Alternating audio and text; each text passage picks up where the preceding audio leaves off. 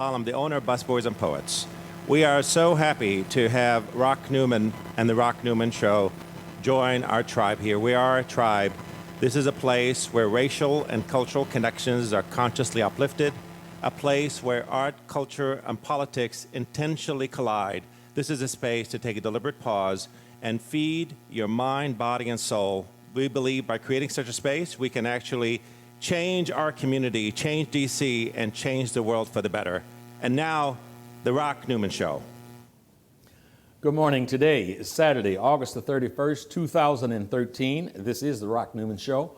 We are broadcasting live from the Langston Hughes Room at Busboys and Poets, 14th and V Street, Northwest Washington, D.C., where you can come and have your brain, your soul, and your belly just filled up with all kinds of wonderful nourishment. We have a fabulous show lined up for you today. As I think about today's show, I wish that there was a meter that when you walk through the door, you could measure the IQ. because in today's show, it would just blow the roof right off of Busboys and Poets on that IQ meter. We have, as my first guest today, Dr. Ashraf El-Bayoumi. We'll come back and I'll tell you all about him. And this is a first for us here. A father and son tandem. Dr. Ashraf El-Bayoumi will be joining us in the first hour, and in the second hour will be Dr. Gigi El-Bayoumi. She is an internist, a professor at George Washington University, the founding director of the Rodman Institute at George Washington University.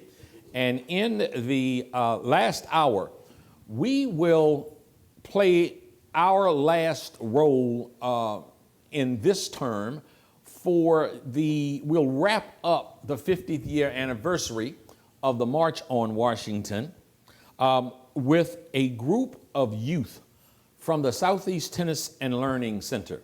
They will come in character and will perform some of the speeches. You will get a historical perspective from what was 50 years ago, and it will culminate in something that I think you will find very, very fascinating as we put our last touches on the commemoration of the 50th anniversary of Martin Luther King's March on Washington. Again, thank you for joining us. Call your friends, tell them that they can view us literally around the world. Anywhere in the world that you can plug up a computer, they can see us at rocknewmanshow.com, and later on this evening on We Act Radio, 1480 AM, there will be a broadcast from 6 p.m. to 9 p.m. But let's start by me first welcoming Dr. Ashraf El-Bayoumi. Thank you so very much for joining the Rock Newman Show. Thank you very much. It is a pleasure to talk to you and to your audience this morning. Okay. Let me tell you, I've instructed the production staff and the technical crew that typically what we do is we go for an hour, 9 to 10. We have a few breaks. I've told them that you are here today to solve the history of the world. And so we might need just an extra segment, an extra 15-minute segment that might be a challenge for you to do in an hour, but in an hour and 15, 16 minutes, we figure you can accomplish that as I look at your background. I intentionally didn't say retired chemistry professor and about 1,000 other impressive ways that we could describe you. I boiled it down to a world citizen, a citizen of the world. That's true. And we could start anywhere here. I've looked, and done some research, and I'm not one of those that overly researches because I'm a curious kind of guy, and I'd rather hear it from the source. But given that we could start anywhere, let's start here. You came to America to pursue your education. PhD. And you were to finish your education then in terms of, your college career. And you were on your way somewhere through the South. And you saw these water fountains. Yeah. and one of them said white, and one of them said colored. And at the time, what did you think that meant? Well, first, for the audience to appreciate this story, which is real, that was in '56. And before coming, in Egypt, we were bombarded by American propaganda after the Second World War, fancy books and so on. One of them, which was very interesting, called U.S. The Wonder Country. And in it, stories that,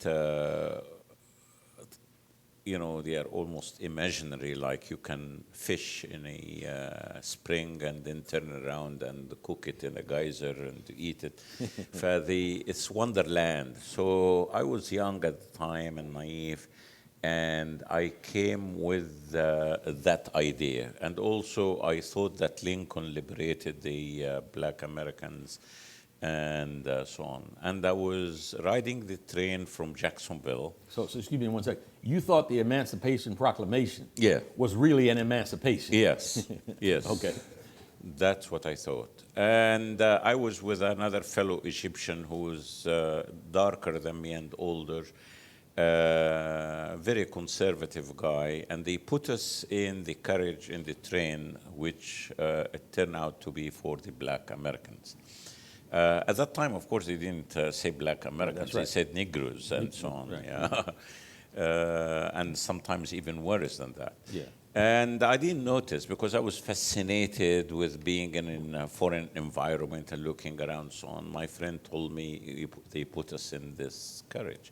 So I was furious, and my first reaction was to move to another carriage, which I did. My friend tried... You were furious because you already felt a sense of being discriminated against? Yes. Yes. Okay. Yes. I mean, obviously, the black Americans, that was the first reaction. The black Americans are looked down upon. I don't want to be looked down upon. But later in months, actually, I discovered the erroneous, how wrong this is. Because when they ask you, are you a Negro? To serve me or not. So that gives him a green card. If I am an Egyptian, then it is all right to do it to the black American. Right. So we became, by default, part of the civil rights movement, by the way. Okay. By refusing, by challenging their refusal to provide us with a Coke in the 510 stores and all that. Right. And then I moved to the other carriage, and nothing happened. But when we arrived at the station, we saw the fountains, as you said. And normally I thought that I will push the colored water fountain, and I will get some colored water. I mean, green, blue, red. I like grape, so it could have been purple. And then I told my friend, whose name is Abdu, we are in America. Are you drinking white water? Come. And in fact, the water was not even cold. And then I saw the sign, white, Negro. And I frankly, my heart sank. But I soon forgot it. And then later, other forms of segregation became obvious. There was a Jewish graduate student by the name of Boardman who invited people from Florida and from Nigeria in his apartment. And the neighbors called the police. The police came and wrecked his apartment, and the guy was fired from the university. Yeah. He was a graduate student in physics, John Boardman. Yeah. And in fact, I admired him for that. And nobody uttered a word at that time. So later, we went to the United Nations Day to speak to black American kids. I get a call from Tallahassee Democrat, your picture is in the colored edition. They said, I didn't know that you have a colored edition. Why I'm getting the black and white? He said, I don't know, come to the office. I went to the office. Here is a colored edition. And what is exactly the same, except the social section is birthday for black kids and wedding for black people and so on. So it became very clear. Of course, Florida State University at the time was lily white, no blacks except janitors and so on. So we became, I and my wife later became introduced to this big issue, racism based on color. And, but later in years, these issues tied together, the war in Vietnam, from my perspective, the Palestinian issue, colonization, and so on, became all tied together. The victim is the same and the culprit is the same.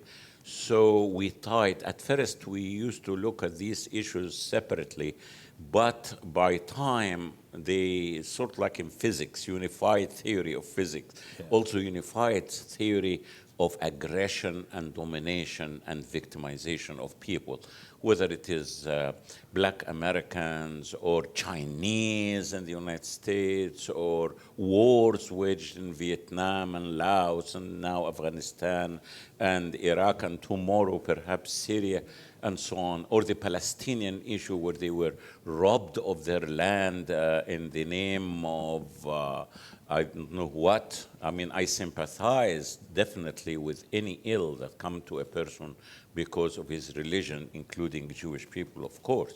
But I do not condone robbing a nation, robbing a culture by force. And that will not stand, by the way, no matter how long or how much obstacle. So it all became the same. So we became civil rights activists, we became activists against apartheid. In fact, Michigan State University, where I teach, was the first university that divested. And in fact, Mandela quoted that at one time, which really makes us proud. Whenever, I'll just inject this, because you talk about divestiture and Michigan State being the first university in the country to do such. At the time in the 70s, I was at Howard University, first as a student, and then I went there as a counselor.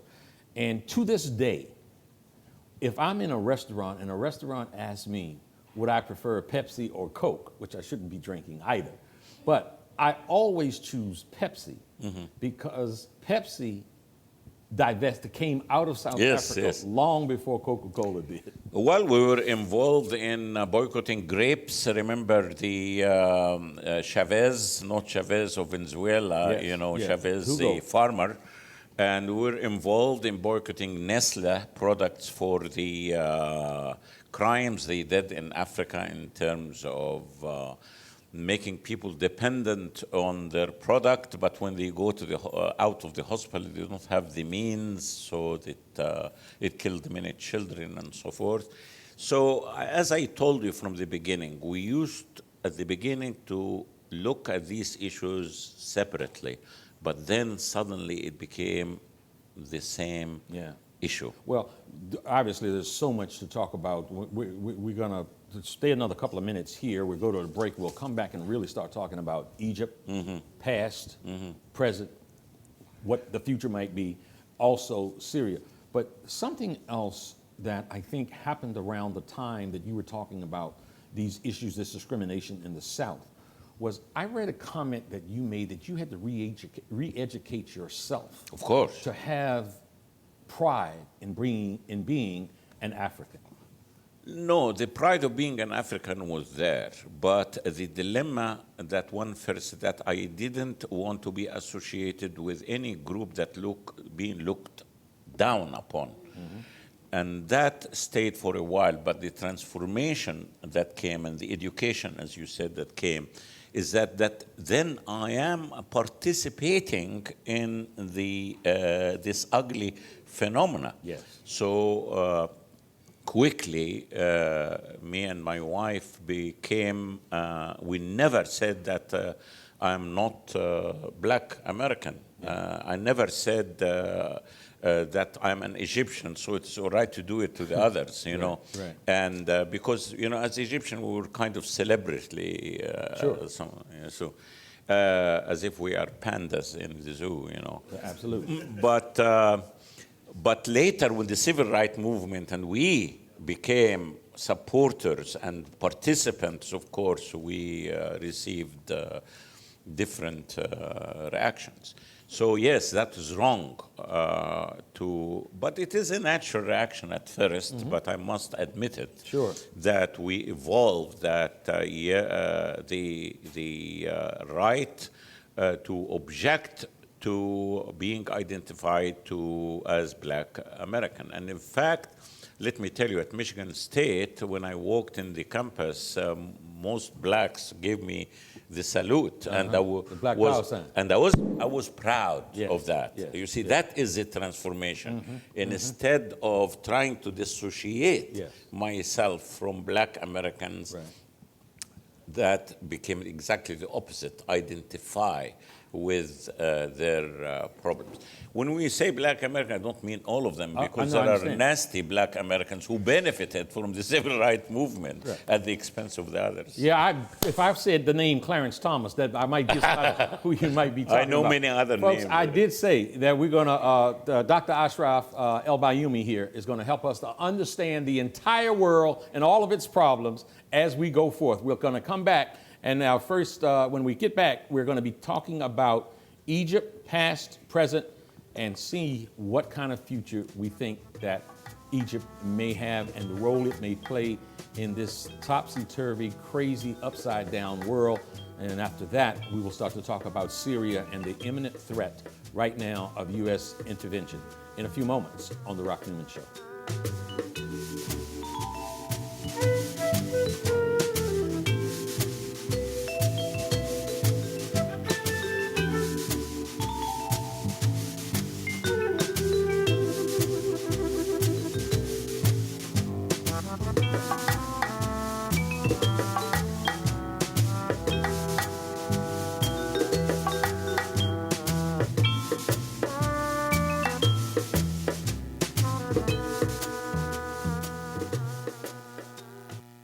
This is Leprechaun Tim Pohanka from Pohanka Nissan and Pohanka Hyundai. It's hard to be down on your luck when you're Virginia's first choice for new Nissan and Hyundais, but I need to sell 60 cars this week. Right now, I'll pay you big bucks for your good luck. Bring down any good luck charm you've gotten based on the sale price of the car you choose. I'll give you up to $4,777 off any nicer, newer car this week. Today, your lucky penny is worth plenty, up to $4,777 off any nicer, newer car you want. Stop moping and hoping you'll get approved. With my For the People credit approval process, the banks are looking to get lucky and lend to you, even if you've been turned down before. Bring me any good luck charm and I'll give you up to $4,777 off any nicer, newer car today. Hurry, once I get rid of 60 cars, the luck runs out. All offers require bank approval, so call us at 1-800-POHANKA, visit Pohanka Nissan and Pohanka Hyundai on Route 1 in Fredericksburg, or better yet, log on to TimPohankaForThePeople.com. And when we make a deal, I promise it'll be your lucky day. I'm Tim Pohanka, and I'm a leprechaun for the people.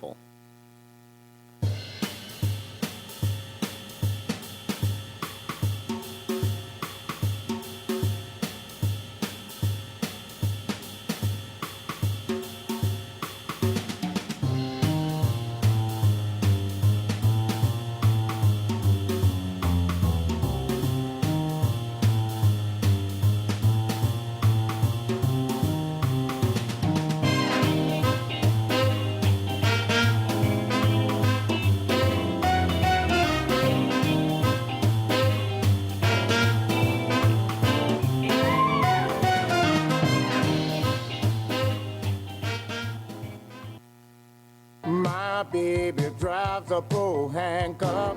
The weekend is here, and no matter what the weather's like outside, you'll find the deals inside here in the beautiful showroom of the all-new Pohanka Hyundai in Capitol Heights during their giant Markdown Madness sale. Smart shoppers know that every new Hyundai in Pohanka comes with Hyundai Assurance and America's best 10-year, 100,000-mile powertrain warranty. But why don't you tell them about the Markdown sale, Joe? I'll be happy to, Kim. Folks, shop around on the web, and you'll see lease payments on a new 2013 Elantra GLS at $179 a month. Today at Pohanka Hyundai, $99 a month. That's right, a $99 payment on a brand new Elantra. And $89 a month on a new 2013 Accent GLS Automatic. How do they do it, Joe? It must be the volume, Kim. A brand new building, hundreds of new Hyundais, and Pohanka's low payment and easy credit programs are designed to get everybody driving. But you have to get here today. Rush to the giant Markdown Madness sale at exit 13 off the Capitol Beltway. Pohanka Hyundai, king of the Beltway. All financing for a limited term on approved HMF credit. My baby drives a Pohanka. And now, The Rock Newman Show. Hi, folks. We're back. Saturday, August the 31st. Can you believe it? We're already at the end of August. In studio with me right now, Dr. Ashraf El-Bayoumi. He's a retired professor of chemistry from Alexandria University in Egypt and Michigan, and Michigan State. Michigan State. And as I said earlier, a world citizen, someone who has been in the struggle, has been a keen observer and a participant and a commentator on truly all that's going on in the world, much from the Middle East. If we could, in this segment, Dr.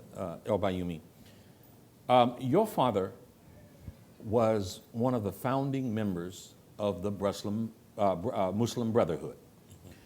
And today there is utter chaos in Egypt. And I found myself last night, earlier this morning, reading and trying to get a grasp. And I felt like the more I read, the less I understood. It is such a complex, complicated situation that if we would go back, I guess, to start this conversation, where obviously the Brotherhood, Muslim Brotherhood, was founded early in the 1900s. 1929. But for the sake of this conversation, and we have to solve this issue in the hour, if we could come up to 1979, and the peace accord, Menachem Begin, Anwar Sadat, Jimmy Carter. First, could you please explain to us what that the essence of that peace accord? What was most important and central that came out of those talks and that handshake? 2 or 3 things. First of all, this Camp David agreement was an agreement between President Sadat and not the Egyptian people. Nobody participated. And you know very well, if you recall, that 3 foreign ministers resigned. Foreign ministers that were picked by Anwar Sadat. This agreement is the worst thing that happened to Egypt in modern history. It made Egypt a puppet to the United States and to the Israeli Zionist establishment. And the USAID that people are threatening us with is a curse on the Egyptian people. My wife wrote a piece about 25 years, resourced from AID itself, to the effect of AID on the Egyptian economy and how American intervention in the Egyptian economy has created what Jackson, a former writer in the Washington Post, called the fat cats, and has raised the gap between the poor and rich in Egypt, and has moved the Egyptian economy from an economy that's trying to produce and to be self-dependent, at least partly, to an economy which is based on importation and many of fringe products and so on. Egypt now, its economy is an economy of a failed state. It depends only on tourism, Suez Canal, and some money comes from abroad. Here, a country which is a central country in Africa and the Arab world, which Nasser tried to develop by developing the high dam and to produce electricity, to make steel and aluminum, and he was on the verge of developing industry based on advanced science when 67 war came. 67 war is to abort any development in Egypt, and that's not the first time. Muhammad Ali, the founder of Farouk's family, even though he is not Egyptian, but his ambitions made him embody the first modern development of Egypt in terms of irrigation, introducing cotton, developing an army, and so on. And the same thing happened. The Allies beat him militarily and forced him to withdraw within the Egyptian border. And the audience should listen to this.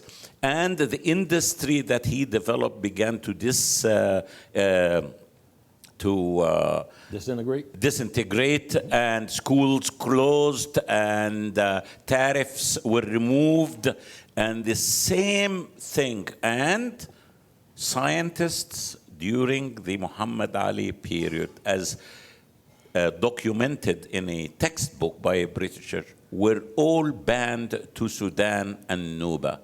Same thing is happening. No, Camp David is not just a military agreement to make Sinai unarmed for the benefit of Israel. It's far more important. The other face of Camp David is the open door policy, is to ruin the attempt by the Egyptian in earlier period, Nasser period, to develop industry, to do scientific research, and to develop and to participate in the world in terms of scientific development and so on.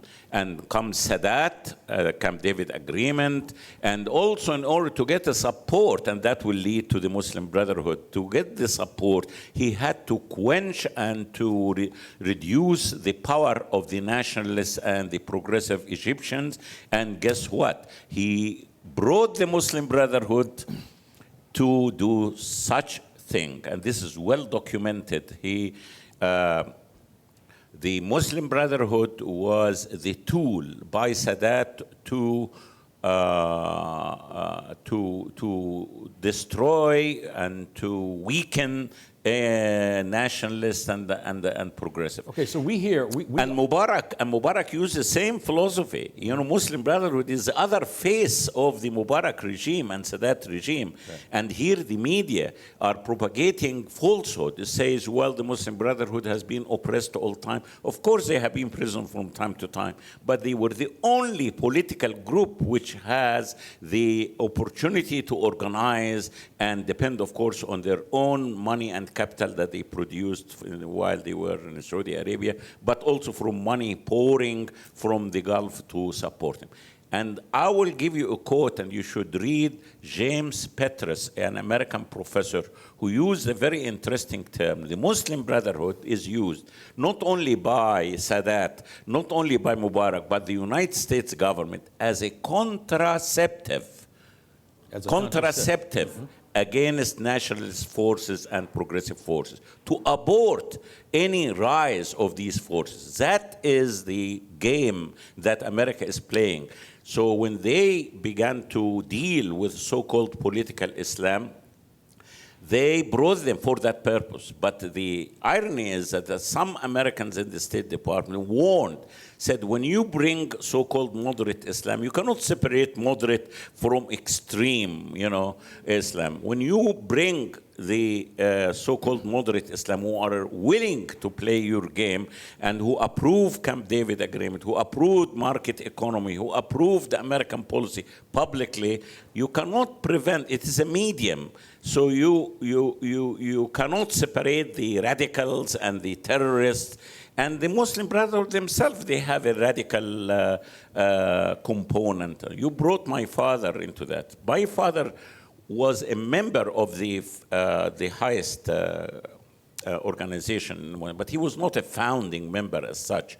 And he didn't know about the secret wing, Right. Young people like me knew about it, but he didn't know. Mm-hmm. I mean, he was a high official in government, and he was interested in aspect of the religion which makes people don't lie and right. and be honest and so forth. In the research, but I tell you, my mother used to call Hassan al-Banna, the founder Muslim, whom I met through my father about 6 times, because I'm 78 years old. Yeah.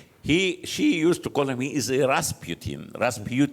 And he used to be mad. But she turned out to be true, because if you read the history of the Muslim Brotherhood, they came about exactly at the time various fascist parties emerged in the world. The Phalangist Party in Spain, the Phalangist Party in Lebanon, the Masr al-Fatah in Egypt, the Muslim Brotherhood, the Nazi Party, of course, and the Fascist Party of Mussolini. If you look at the Hassan al-Banna, who is the founder of Muslim Brotherhood, he is wearing exactly the same garb like a Nazi brown charter. And the connection between the Muslim Brotherhood and the colonizer from the beginning, they got a 500 pounds, which is a big amount of money in 1930, from the Suez Canal Authority, which is a symbol of colonialism British, to the Muslim Brotherhood to form their first center in Ismailia. But more important, to ask the audience, very briefly, what are the cornerstone of Muslim Brotherhood ideology? First, they don't believe in the nation state. Guess what? That's exactly what the neoconservative also advocate. Weaken the nation state in third world countries. Second, they are for market economy. Guess what? That's exactly what the Americans want. Third, they are against Arab nationalism. Guess what? That's exactly what the American policymaker want to avoid, the rise of another Nasser. And they consider the Palestinian issue not as I consider it a settler colonialism. No, they can consider it just a Jewish group that they can take care of it. And they are anti-Jewish, by the way. I mean, here I am vehemently opposed to Israel, but I'm not anti-Jewish. I'm anti-Zionist.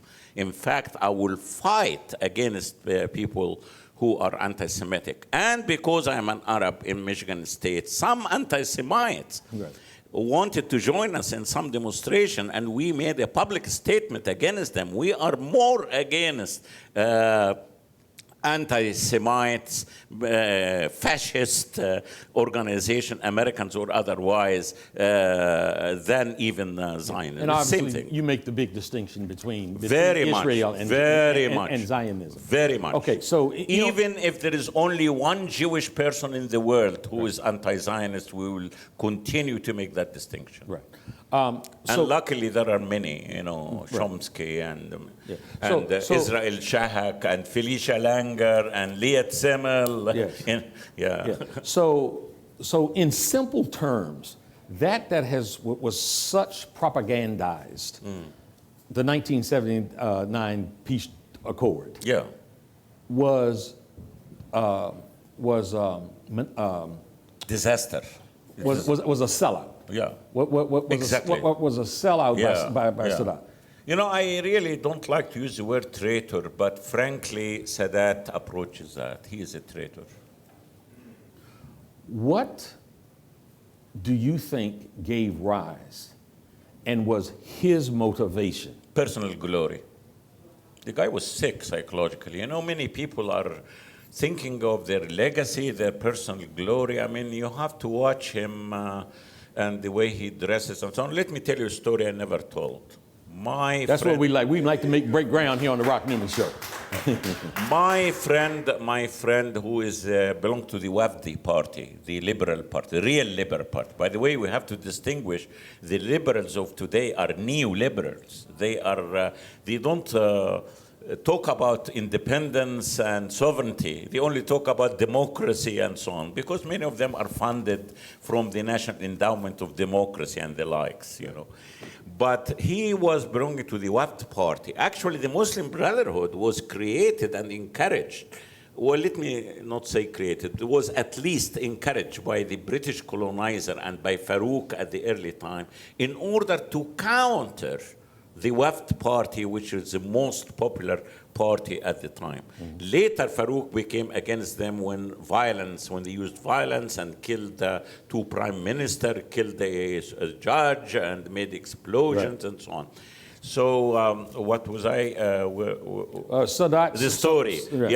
So this guy was arrested so many times, but at that time, prisons, especially political prisons, were fancy prisons. So this guy, his name, he died, a dear friend of mine, Ibrahim Talat, was in the prison, and then they told him, because he's the oldest person who will dispense for blankets and so on, and mattresses, said, there is a guy who came here who wants 2 mattresses. So with his voice, distinct voice, why does he want 2 mattresses? This is crazy. So give him 2 mattresses. But at night, he climbed in order to look through the window of his room, because it's a fancy prison, to know exactly why Sadat, his name, by the way, Muhammad Anwar Sadat, he told him, oh, this guy is crazy. And then he climbed and then he said, you know what he used the 2 mattresses for? In order to iron his pants between the mattresses. Yeah, I understand. To that extent, Sadat was obsessed by clothing. And you must notice the garb he used in order to walk. Always and the impeccable. Americans knew, because they have psychological analysts and so on, this is the guy that you should glorify and so on. He walked as if he is a marshal in an huge army, victorious army, and so on. And frankly, there is an aspect of Sadat, because he comes from a poor environment and so on, that I sympathize with. Poverty does very bad things to the psyche of a person. And the guy becomes a president, it gets into your head. And don't underestimate the personal aspect of decisions by leaders. And I told you before, there are many people within his organization, and he picked, that resigned. Camp David agreement will remain with us as the biggest obstacle for development. So that's why we're against it, but to get rid of it is not easy and it's not simple, but that should be our goal. Stay tuned. You're going to learn more about this world when we come back in just a few moments on The Rock Newman Show.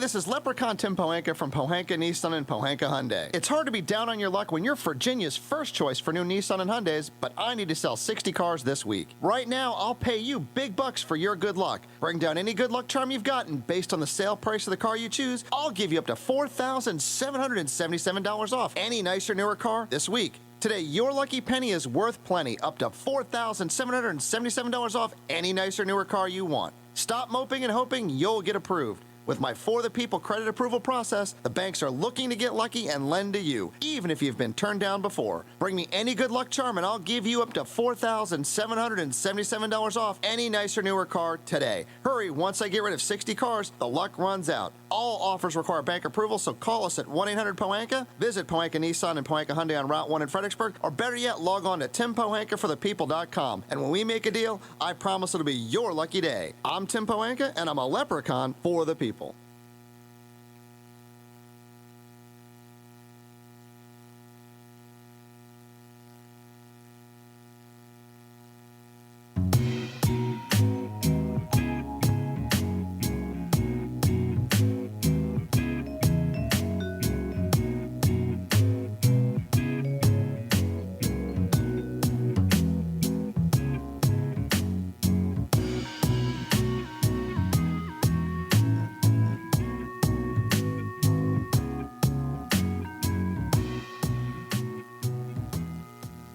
And now, the Rock Newman Show. Welcome back, folks, to the Rock Newman Show. Today, Saturday, August the 31st, 2013. We are broadcasting live from the Langston Hughes Room at Busboys and Poets, 14th and V Street, Northwest Washington, D.C. My in-studio guest, I am so honored to have Dr. Ashraf El-Bayoumi. He's a retired professor of chemistry, Alexandria University in Egypt and at Michigan State University. Coming up in our next hour is going to be Dr. El-Bayoumi's daughter, Dr. Gigi El-Bayoumi. She is an internist, a professor, George Washington University, and founding director of the Rodman Institute. It is an institute and a foundation and a body of work that attempts here in the Washington, D.C. area to be informative, to help give access, equal access to medical care throughout the city. There is much to be talked about with Dr. Gigi El-Bayoumi. And in the 11 o'clock hour, the Southeast Tennyson Learning Center, it is a program that was founded, an organization and an operation, and a facility founded by Cora Masters-Berry, former First Lady of the District of Columbia. And their youth, their students, performed this week at the White House. They did a reenactment of the March on Washington some 50 years ago, and they will be coming here to share that performance, to perform for you, and also to just give some perspective, some historical perspective to some of the people that participated and how it all came about.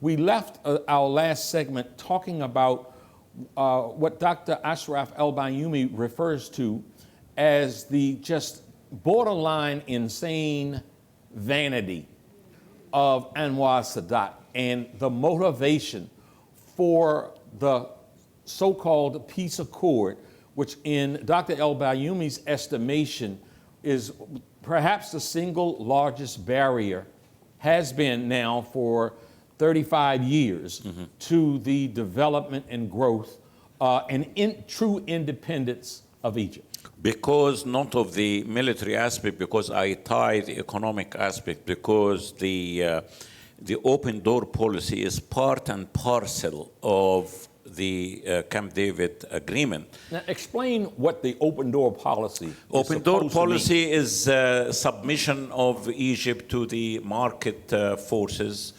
which means for a developing country a complete collapse of any attempt for industrialization and development, and also dependency in agriculture, in education, and also the deterioration of education, because what's the purpose? And scientific research. So stripping away independence. Exactly. Right. Well, the objective is to abort, or like I said, the contraceptive of any development of Egypt. Egypt is very crucial. People, you told me your wife is fascinated with Egypt. Of course, Egypt is the oldest civilization in the world. When one reads about ancient Egyptian history, even as I am Egyptian, every time get fascinated. Science, the use of chemicals, the invention of various tools like boats that became part of the naval power of Hatshepsut, and also it was a civilization which is humane. Look at the statues with the Pharaoh and his wife and how she is supporting him, and the dwarfs that were not looked down upon, but they were elevated into even power in Egypt. And you know, the builders of the pyramid that some Hollywood tried to say that they were slaves. Look at scientific research shows what kind of food they ate, what kind of meat they ate, what kind of fish they ate. They were special. This is a civilization that Africans participated in. That's why you see black figures in the museum. And so when the black American embodies the ancient civilization, they have the right to do so. They are active participants. I mean, the Ramses and all of these people, they are coming from the south of Egypt. You cannot separate the south of Egypt from Africa. And let me say two things. Yeah. And it might have had a little something to do. One, it might have had a little something to do with the 10 Commandments of Christianity.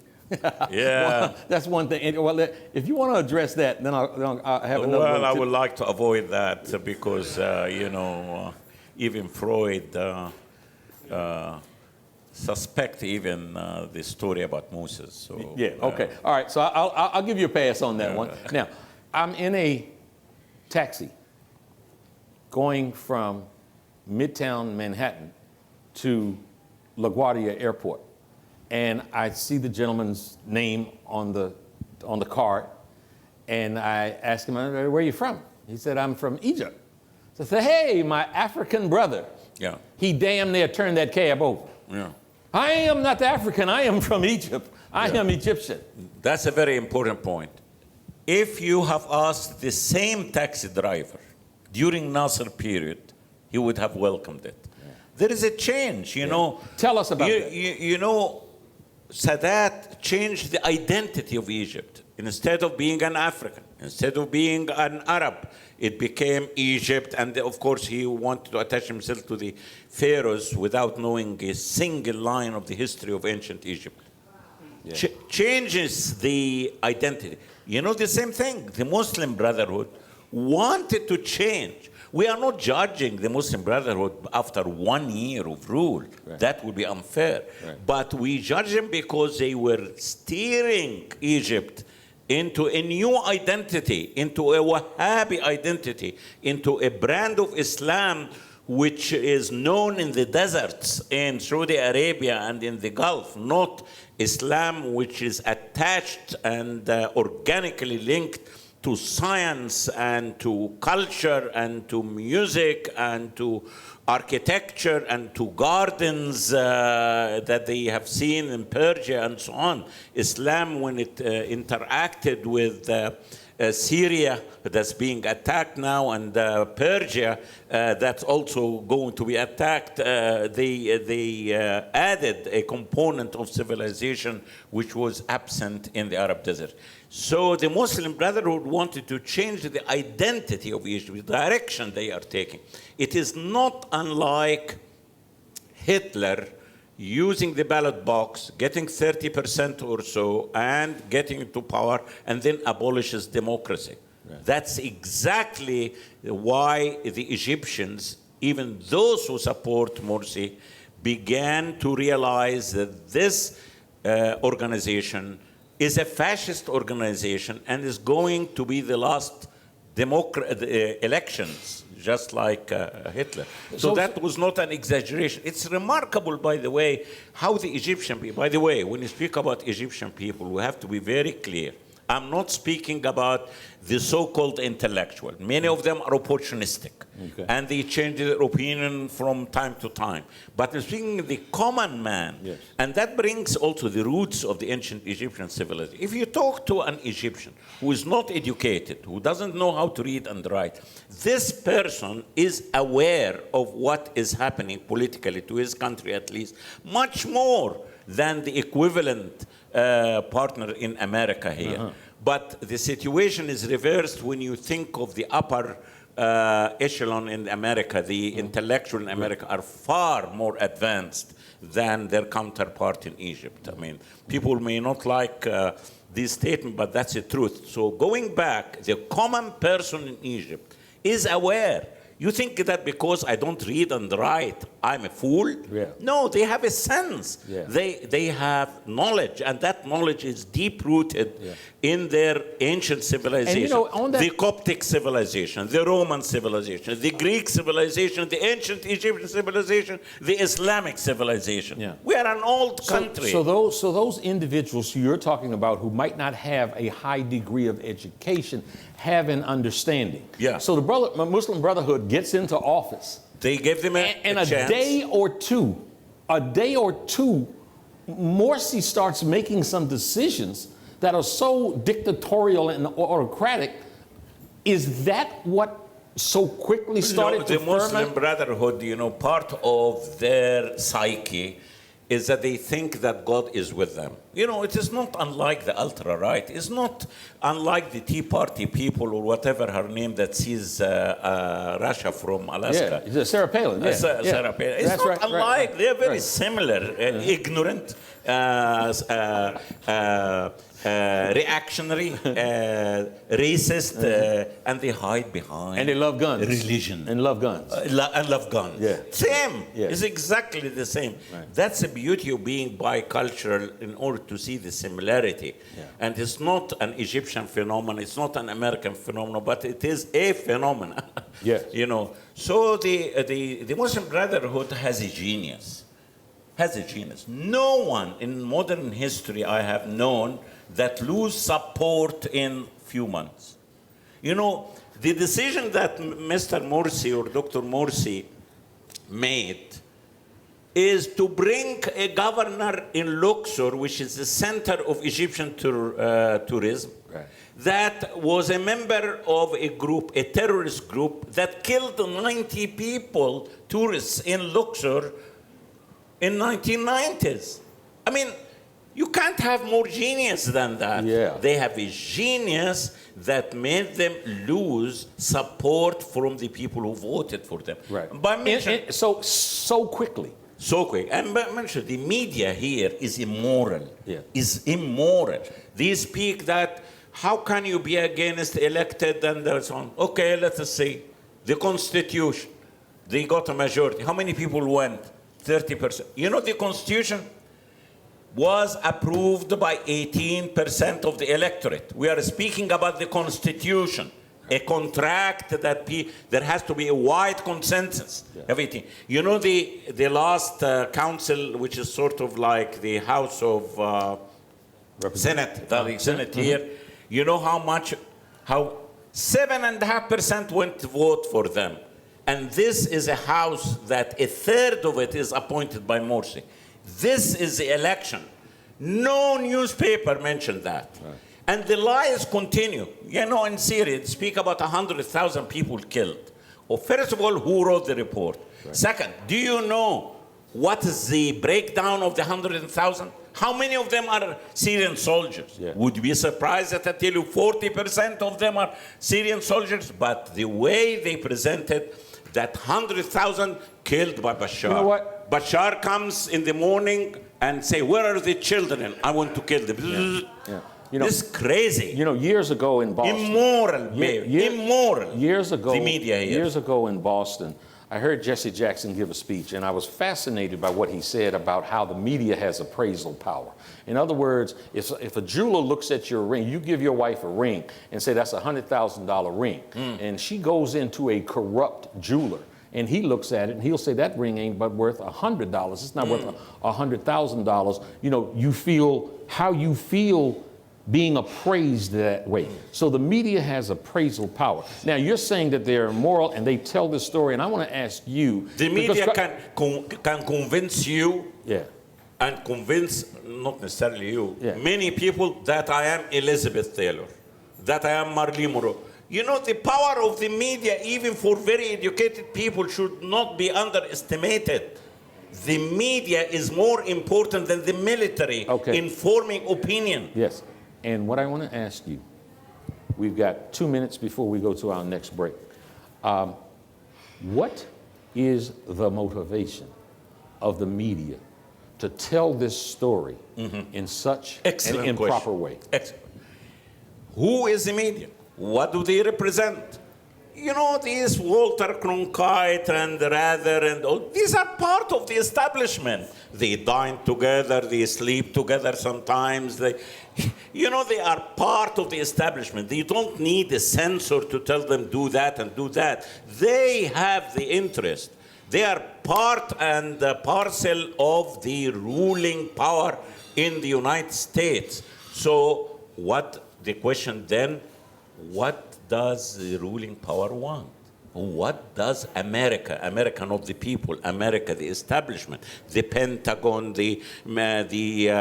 NASA. By the way, I like to thank NASA for recording this. Maybe they will send me a copy. Right. And the groups who, in K Street, who study and the lobbyists and yes. all of that. So, but the people in the United States, the Congress represent the American people? I mean, this is a joke.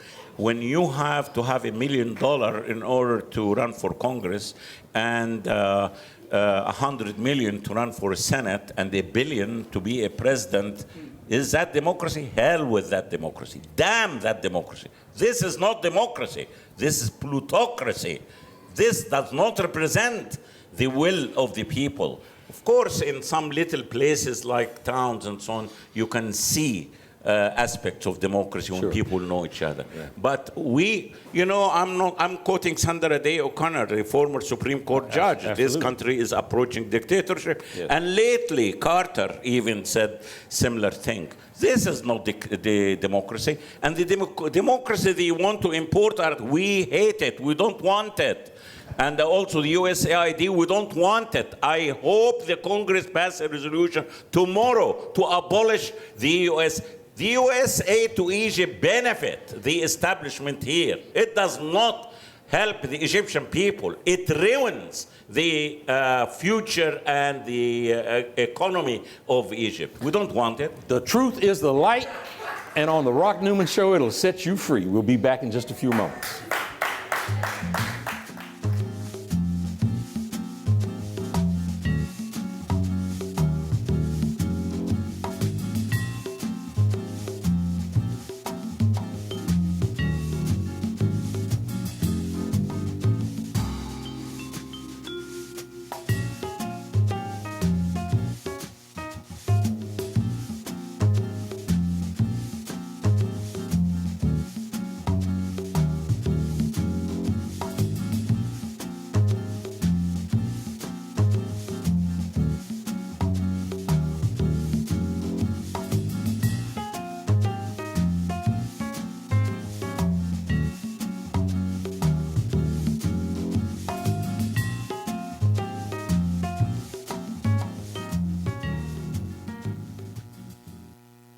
My baby drives a bull handcuff.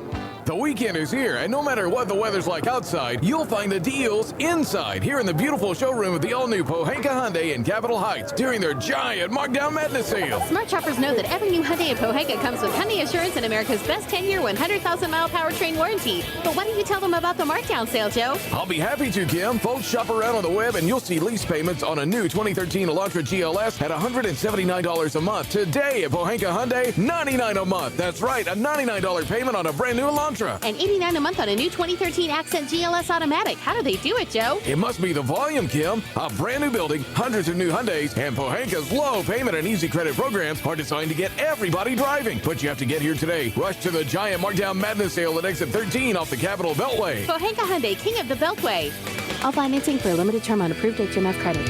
My baby drives a bull handcuff.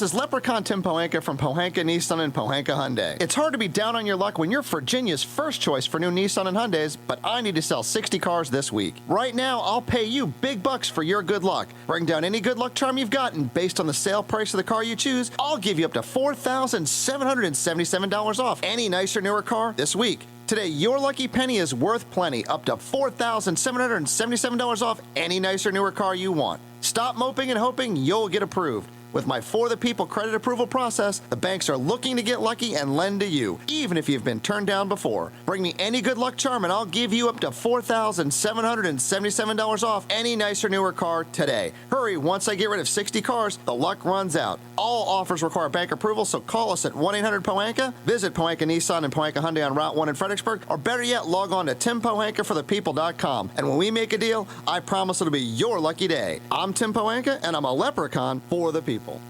And now, the Rock Newman Show. Welcome back, folks. This is Rock Newman. In studio with me, our guest in the Langston Hughes room at Busboys and Poets, 14th and V Street, Northwest Washington, D.C. Come on down. We've got 2 more hours of riveting conversation. Join us here. You are more than welcome. Tell all your friends to watch us around the world at rocknewmanshow.com and 1480 AM. WPWC, We Act Radio will be broadcasting tonight from 6 to 9 p.m. We'll be doing a rebroadcast.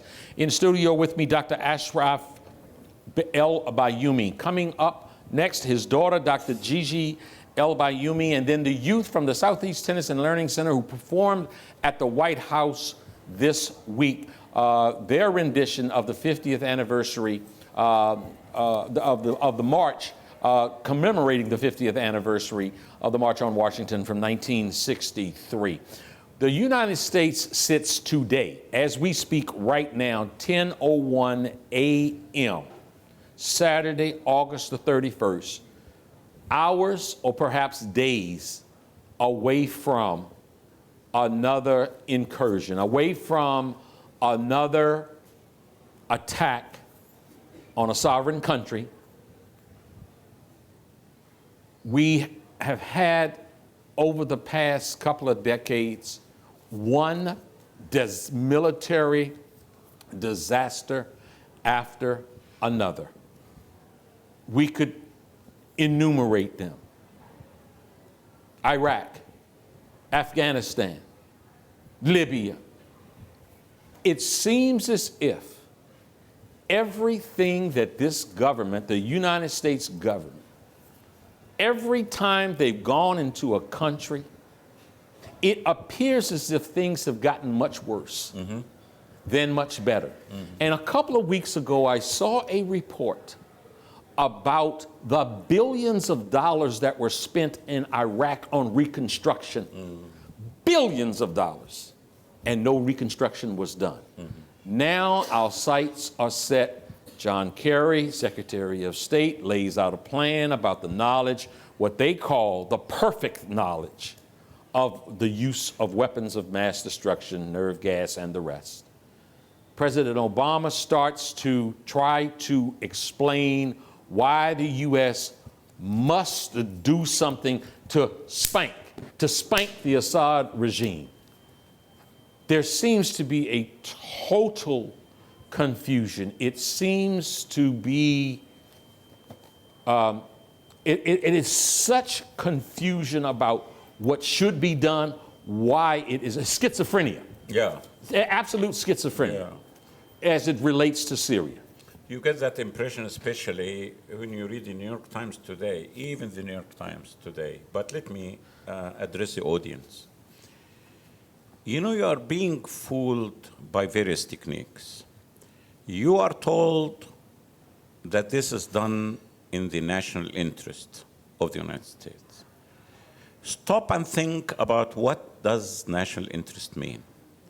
Does it mean more students will be able to go to the universities? Does it mean more housing for the poor or even the middle class? Does it mean better health care? Does it mean that people will find more decent jobs? Or exactly the opposite? Well, let us see. as a scientist, I judge things by facts. Yeah. Well, did Vietnam or Laos, what did it bring to the American people? How did it serve the national interest of America? By the way, I define the national interest of America, not the interest of the big corporation that produces tanks and air drones and phosphorus bombs and chemicals to provide to Iraq to make gas, chemical weapon-grade gas. No, I'm speaking the national interest of the millions of American people. Tell me how many students benefited, how many women benefited, how many jobs have been created, how many housing has been made available.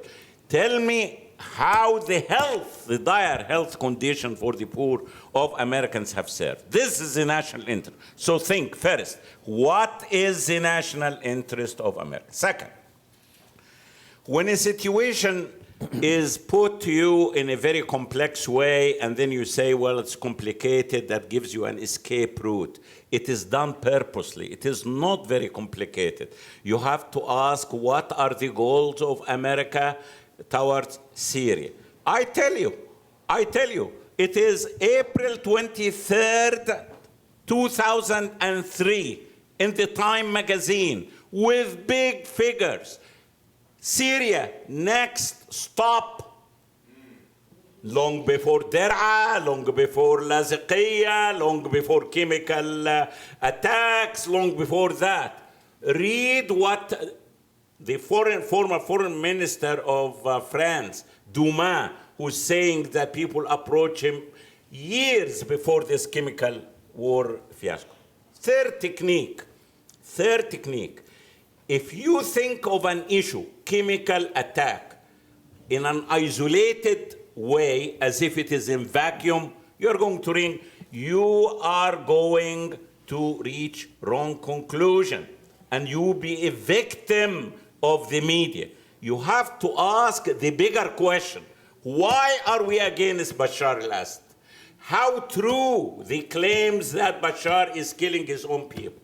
And like even Thomas Friedman asked in a couple of months ago, why is he still in power? Why do the Syrian people support him? Why Saudi Arabia is against him? Why Erdogan is against him? And ask these questions, you find the truth. Another advice. In science, by the way, science is logic. Scientific methodology is just simple logic. If you early man takes a stone and hit a child and he dies, you say, yeah, the stone, it kills people. You avoid it. So it's just simple logic. So you just ask the right questions, you approach the truth. I wouldn't say the absolute truth. You approach. I'm not saying that the Syrian government, and I say this in Damascus, by the way, for many years, is correct on every aspect. Even Bashar al-Assad admits mistakes in relation to democracy and the security apparatus he inherited and so on. But these are not the reason why the United States is against the Syrian government and the Syrian people.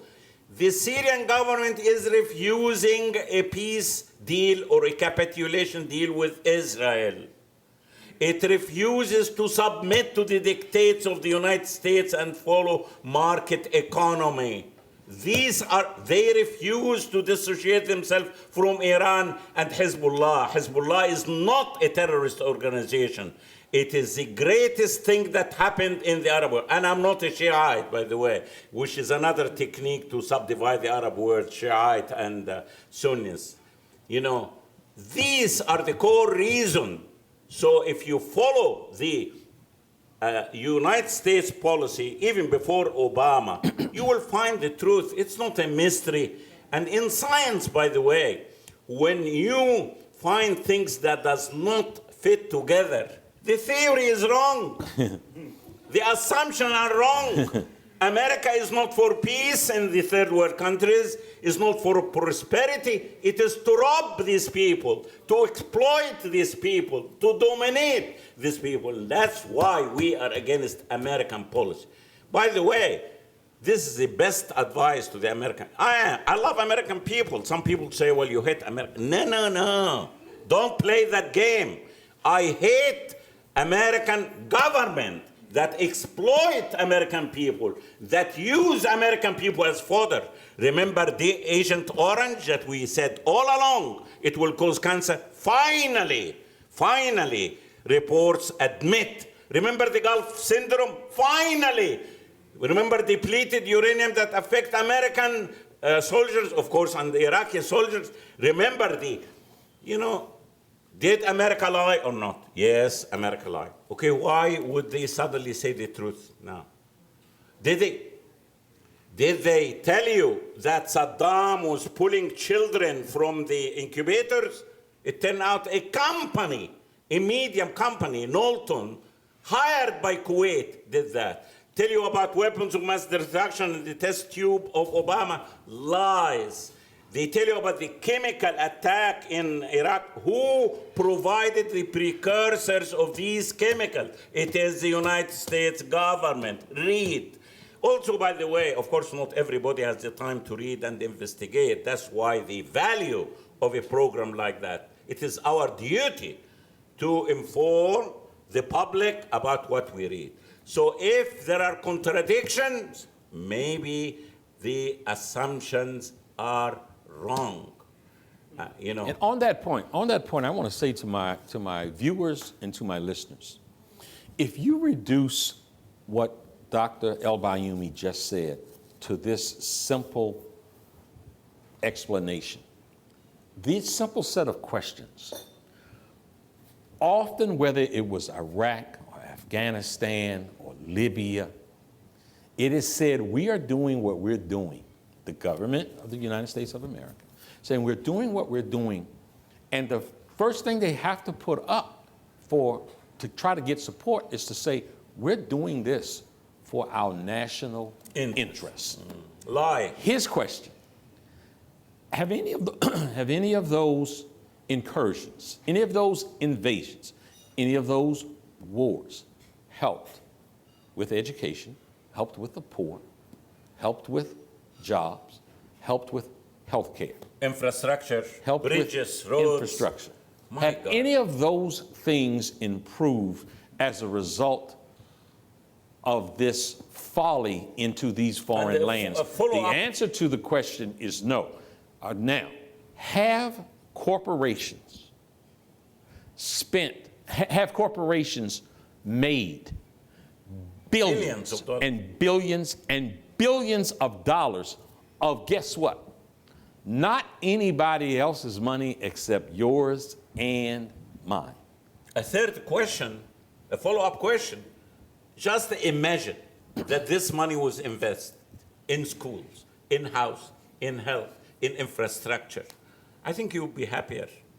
Okay, now, so the White House, the administration, and Congress, they would all say, but what would be fermenting in that part of the world would be an uprising that ultimately would threaten the peace and freedom of the United States. This is what finally I like the report in New York Times, although I know that this paper is very sneaky paper, but it said that. Yes. Yeah, you have to calculate all the repercussions, negative and positive. If Obama goes and attack, even if a limited strike, I tell you one thing. In Egypt, now the support is for Bashar al-Assad. A big shift because Egyptians were bombarded with the Gezira and so on. Egypt is, the United States government is already losing. It's already losing if you consider all the factors. And this limited strike, okay, suppose Hezbollah will send a rocket into Israel. Will Israel respond or not? It will respond. Then what? You cannot control a situation. There is no such thing as limited. But if Obama retract he will lose politically. But that is the honorable thing to do. Right. That's leadership. That's the honorable thing to do. I actually was talking in front of the White House and addressing Mr. Obama, the Nobel Prize winner for peace, for heaven's sake. But I must say, regardless of any personality that entered the White House, once you enter that White House, you become as if you are a new field dictating the policies and the priorities which represent the real power in the United States. The real power in the United States are not the people. It is the secret agencies, it is the military organizations, it is the billionaires, it is the big corporation. That's not rhetoric, that's reality. Yeah. The American people is the weakest partner in this country. Now, when the American people, who, by the way, are against the war, speaking of democracy, what is democracy? Democracy is to reflect the will of the people, to reflect the will of people. Isn't that so-called founding fathers and so on? Some of them were screwing with America, with black Americans while condemning that. You know, you have to tell find the truth and shame the devil. You have to find the truth. No, here is a picture. I want to show you a picture. Brzezinski with this. Who is this handsome young man? There. Is it the television? Oh, yeah.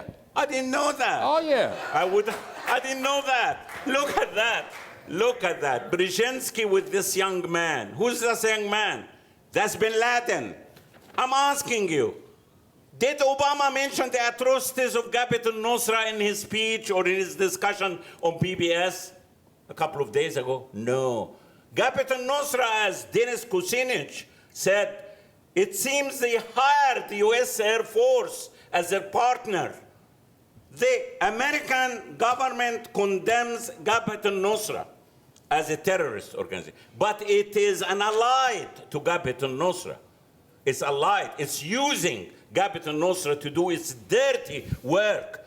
This policy never worked, and it hurt the American people, and it hurt the American citizens. And what we attempt to do here on the Rock Newman Show is to help the American people and to help the world. Try to save the world one conversation at a time. Dr. Ashraf El-Bayoumi, this has been absolutely fascinating.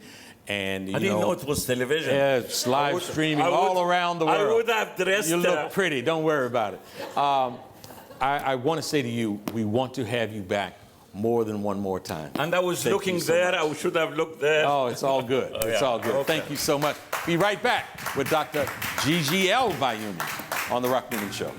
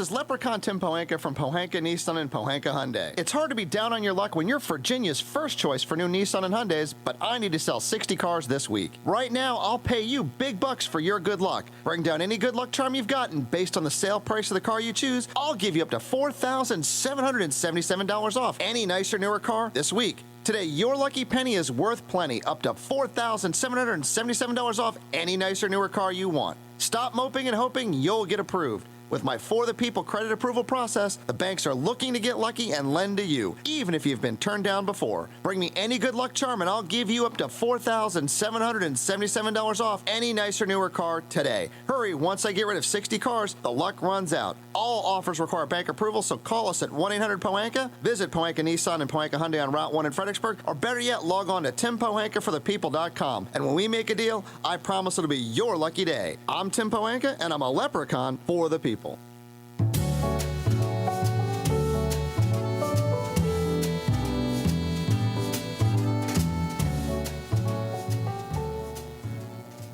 And now, the Rock Newman Show.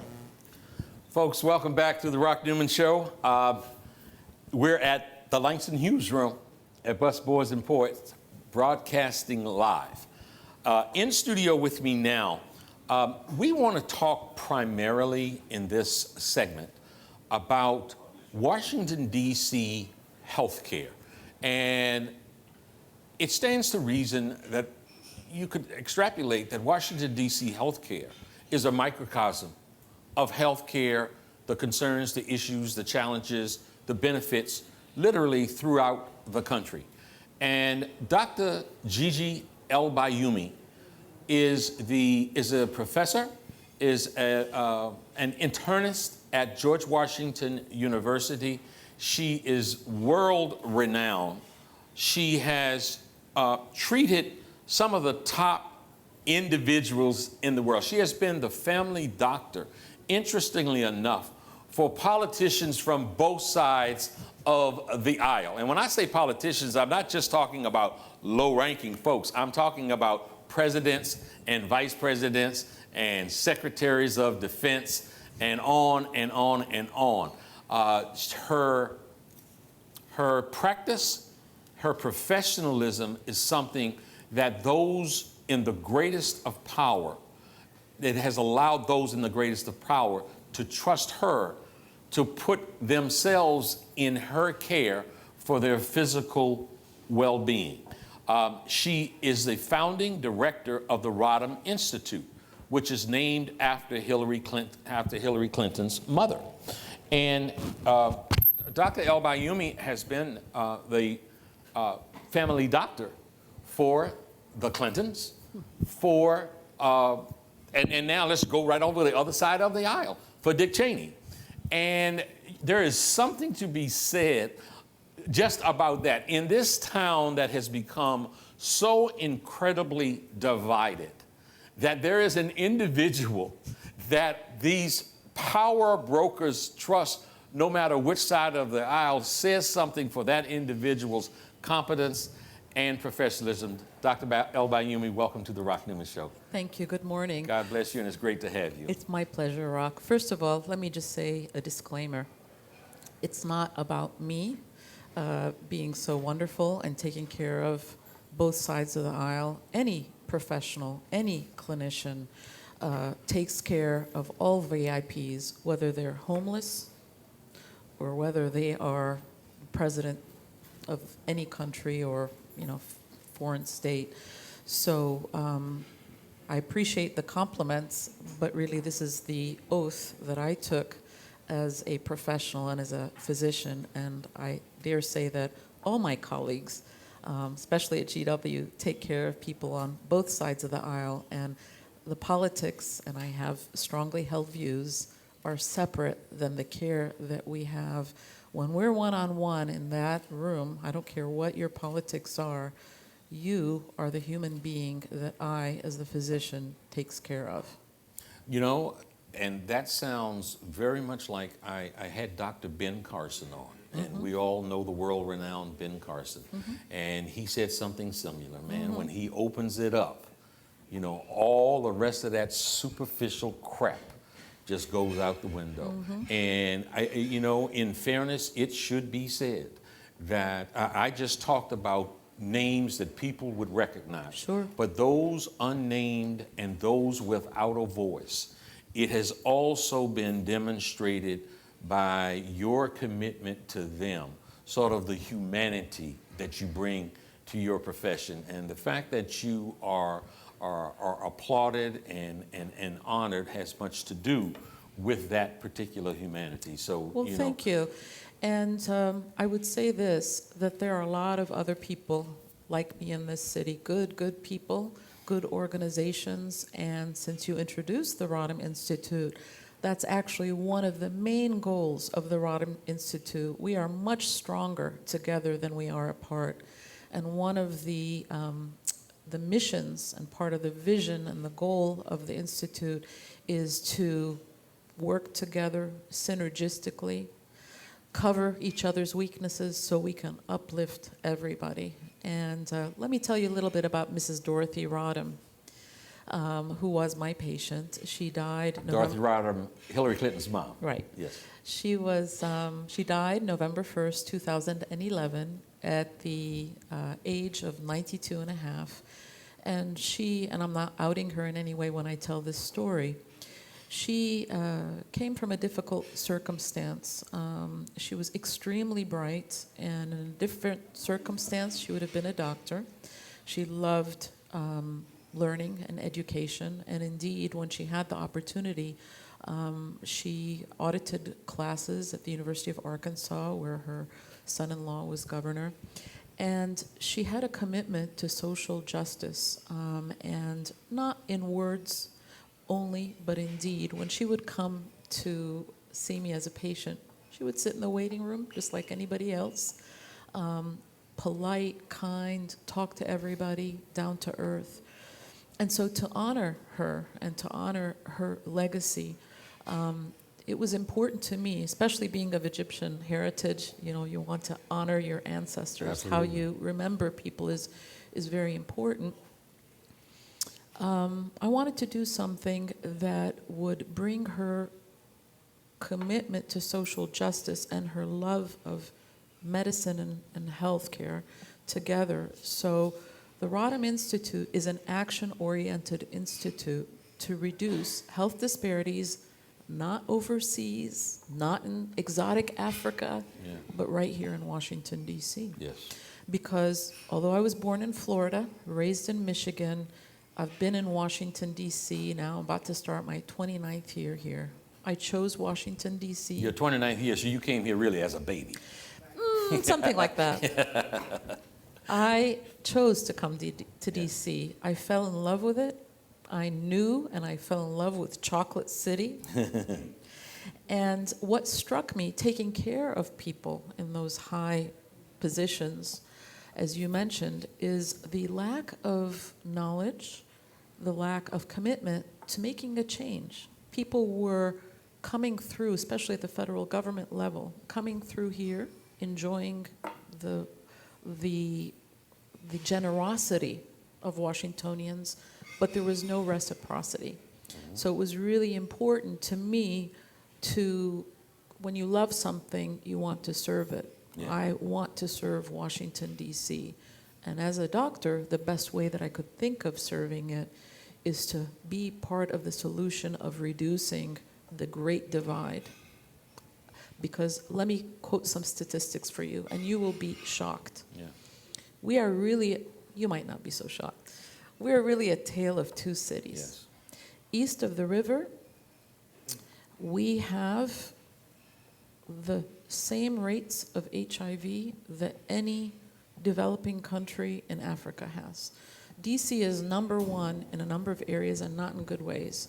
Number one HIV per capita in the country. Number one cancer death per capita in the country. Number one end-stage renal disease. And what kind of disease? End-stage renal disease, people with kidney failure in the country. And yet, we are in the capital of the richest country in the world. Yeah. That is an embarrassment. That's the seat of power. That is an embarrassment. Yeah. That is a shame. Yeah. And, you know, in the mid-1990s, did you know that our infant mortality rate right here in D.C. was the same as Haiti's? No, I did not know that, and that is shocking when you just think about it, when you juxtapose one against the other. And, you know, we just... The poorest country in this hemisphere, and the richest countries in this hemisphere, the same rate of infant mortality. So, you know, in the previous hour, my dad spoke about sort of world issues in terms of politics, in terms of money.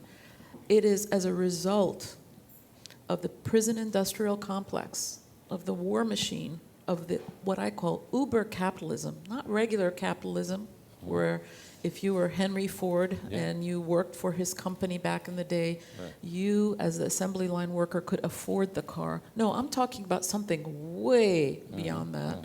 I'm talking about... Uber as in obscene. Yeah. I'm talking about at the end of Clinton's presidency, Bill, that is, the difference between an entry-level worker and a CEO was 40-fold, which was about what Western Europe was, 2030. At the end of the Bush presidency, it was 400-fold. That's what I call uber capitalism. Yeah, yes. And health is just a manifestation of poverty. We're talking about poverty.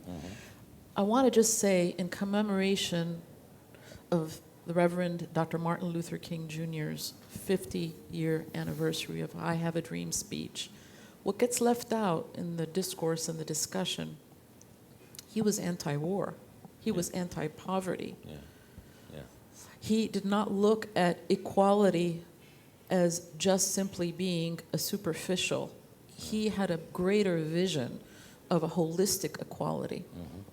And so far from just being a dreamer, but a very real activist, a very real proactive organizer to help bring effect and change to those issues that concerned him. So one of the things that in medicine, as in many other fields, we learn is that if you're going to solve a problem, you can't just take a piece here and take a piece there and take a third piece here. Sometimes, if you're going to have true lasting change that's long-term, you have to address all the problems simultaneously. So until and unless we address poverty, healthcare will not be solved.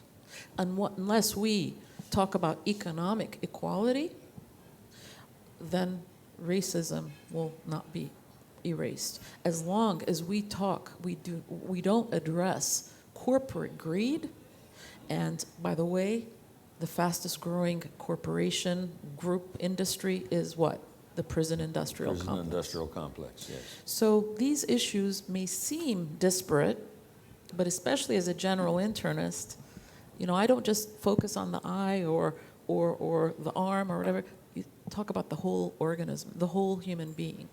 So we are living at a time in human beings' development where we are all connected. And so if we preach war, if we behave in warlike ways, if we feed our kids video games that talk about war and we send young people to create war, what it is a boomerang. Right. Look at all the school shootings that are happening. Yes. This kid down in, where is it, North Carolina, Georgia, Decatur, Georgia, he said, nobody loves me. And it took a black woman to talk him down. Yeah. So these may seem like, what is she talking about? She's talking about healthcare, but it's all linked. Yes, yes. So let me ask you, so much to ask. Would you, with all that you do, you have people's sort of lives in your hand. Would you give us a day in the life of Dr. Gigi El-Bayoumi? Would you just kind of walk us through a typical day, if such thing exists? Sure. First of all, I love seeing patients, and I guess this speaks to sort of my bicultural background. Before I talk about the typical day, I want to tell you a story about my grandmother. Okay. My dad's mom. Okay. My dad's mom didn't have a huge formal education. Not because her parents didn't want her to, I found out, but because she wanted to hang out with her aunts that had a lot of fun. Was probably one of the smartest human beings that I ever knew. And through her father, learned a lot about medicine and folk medicine, but she was a true healer. And I will never forget when my sister, we would go back and forth between here and Egypt in the summertime, came down with hepatitis A. And, you know, we were away from my parents, and she was, you know, teenager, scared, not feeling very well. So my grandmother took out a newspaper and cut a newspaper in the shape of a paper doll. And she asked my sister, "Who did you see today?" And my sister named everybody, and for every name, she punctured a hole in the paper doll. And she said, "Okay, is that everybody?" She said, "Yes." She lit a match to it, circled my sister's bed 7 times, and my sister happened to fall asleep. And then we stepped out, and I said, "You know, Gatito, do you really believe in that stuff?" She says, "It doesn't matter what I believe, it's what she believes." And she's better, isn't she? Yeah. So healing is something that anybody and everybody can have. Conversely, just because you're a doctor or any clinician doesn't mean that you're a healer. So, and it's not an individual sport, it's a team sport. So when I go in the morning, Okay, tell you what. Tell me. We came up to the clock. Okay. We're gonna take this break and come back and find out about that typical day and more Okay. about the Rodham Institute and all that Dr. El Bayoumi does. My On the pleasure. Rock Newman Show at Busboys and Poets.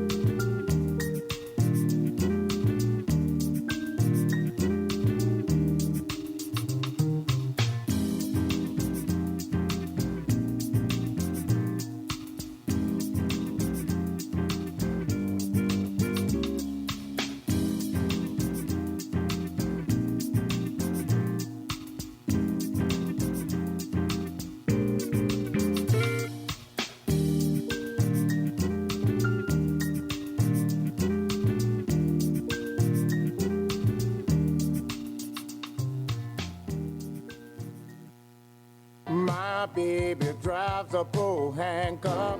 The weekend is here, and no matter what the weather's like outside, you'll find the deals inside here in the beautiful showroom of the all-new Pohanka Hyundai in Capitol Heights during their giant Markdown Madness sale. Smart shoppers know that every new Hyundai in Pohanka comes with Hyundai Assurance and America's best 10-year, 100,000-mile powertrain warranty. But why don't you tell them about the markdown sale, Joe? I'll be happy to, Kim. Folks, shop around on the web, and you'll see lease payments on a new 2013 Elantra GLS at $179 a month. Today at Pohanka Hyundai, $99 a month. That's right, a $99 payment on a brand new Elantra. And $89 a month on a new 2013 Accent GLS Automatic. How do they do it, Joe? It must be the volume, Kim. A brand new building, hundreds of new Hyundais, and Pohanka's low payment and easy credit programs are designed to get everybody driving. But you have to get here today. Rush to the giant Markdown Madness sale at exit 13 off the Capitol Beltway. Pohanka Hyundai, king of the Beltway.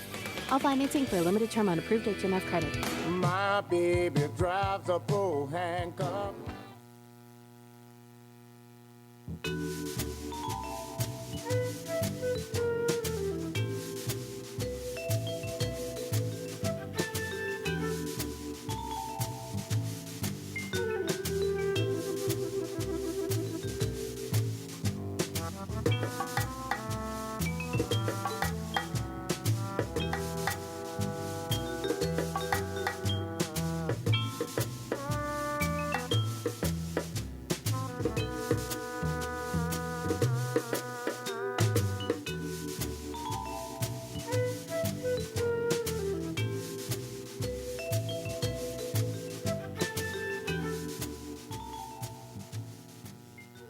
And now, the Rock Newman Show.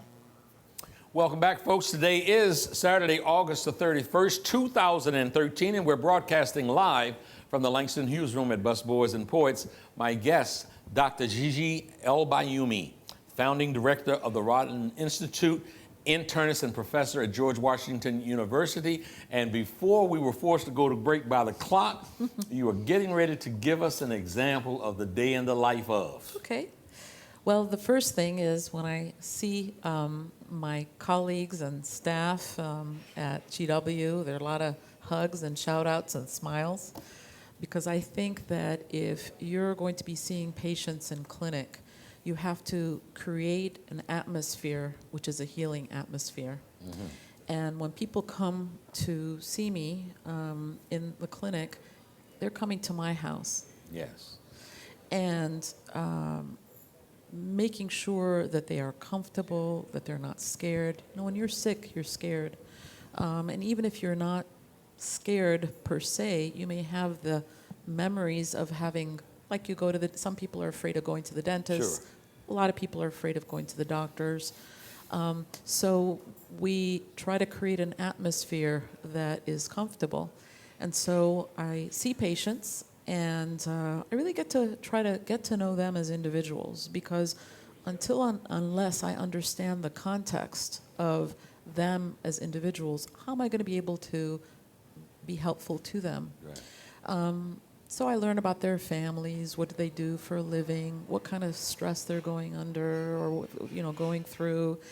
And you mentioned it before the break that I have the lives of people in my hands, but that's a big responsibility. Yeah. And so it's important that we create a partnership so that it's not such a big burden on me. I'm a human being after all. Sure. So to give permission to the people that I'm caring for and saying, look, you tell me, does this sound right to you? Did I miss anything? And sometimes people say, you forgot X, Y, and Z. And I'll thank you for reminding me. Sure. And it's not just about the people that are in that room, me and the patient. It is about the nurse, the person greeting the patient at the front desk, the pharmacist that I work with. So the nice thing about where I work is that I love the human beings that I work with. Mm-hmm. I also teach, and I teach medical students, I teach residents.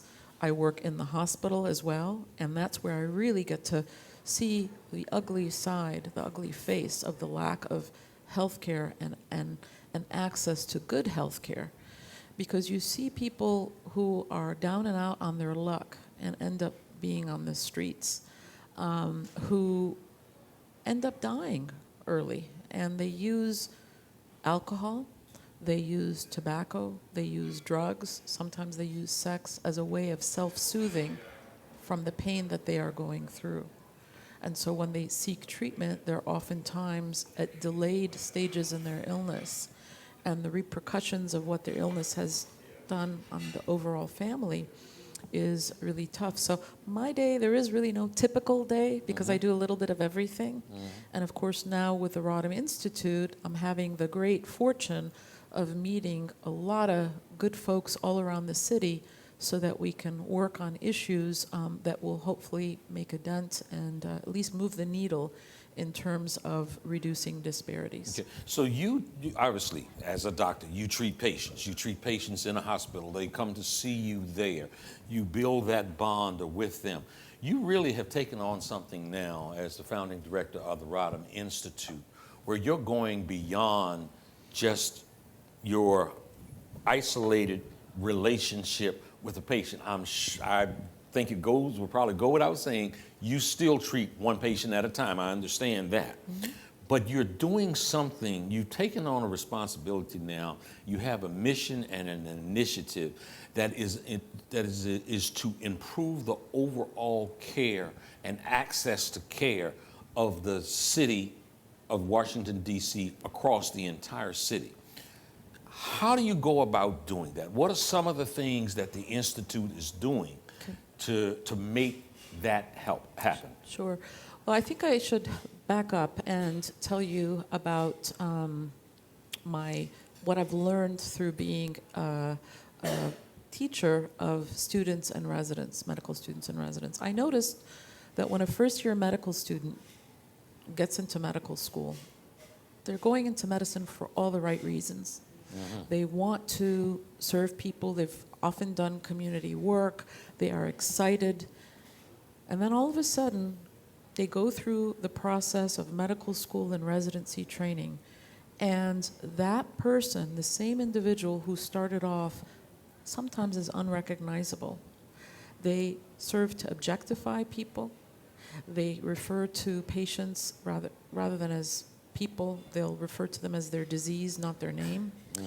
So I began to reflect, why is that? What is it about the system? And when we talk about the system as an academician, that's us. Yes. What is the culture, what is the message that we've given that allows them to feel that it's okay to behave in that way? So I began to reflect, and I said, poor people, especially in urban academic medical centers in the hospital, trust us with their lives. It's an honor to be able to take care of another human being. And yet what do? We turn around and we objectify them, and when we even do work outside of the hospital, it's charity.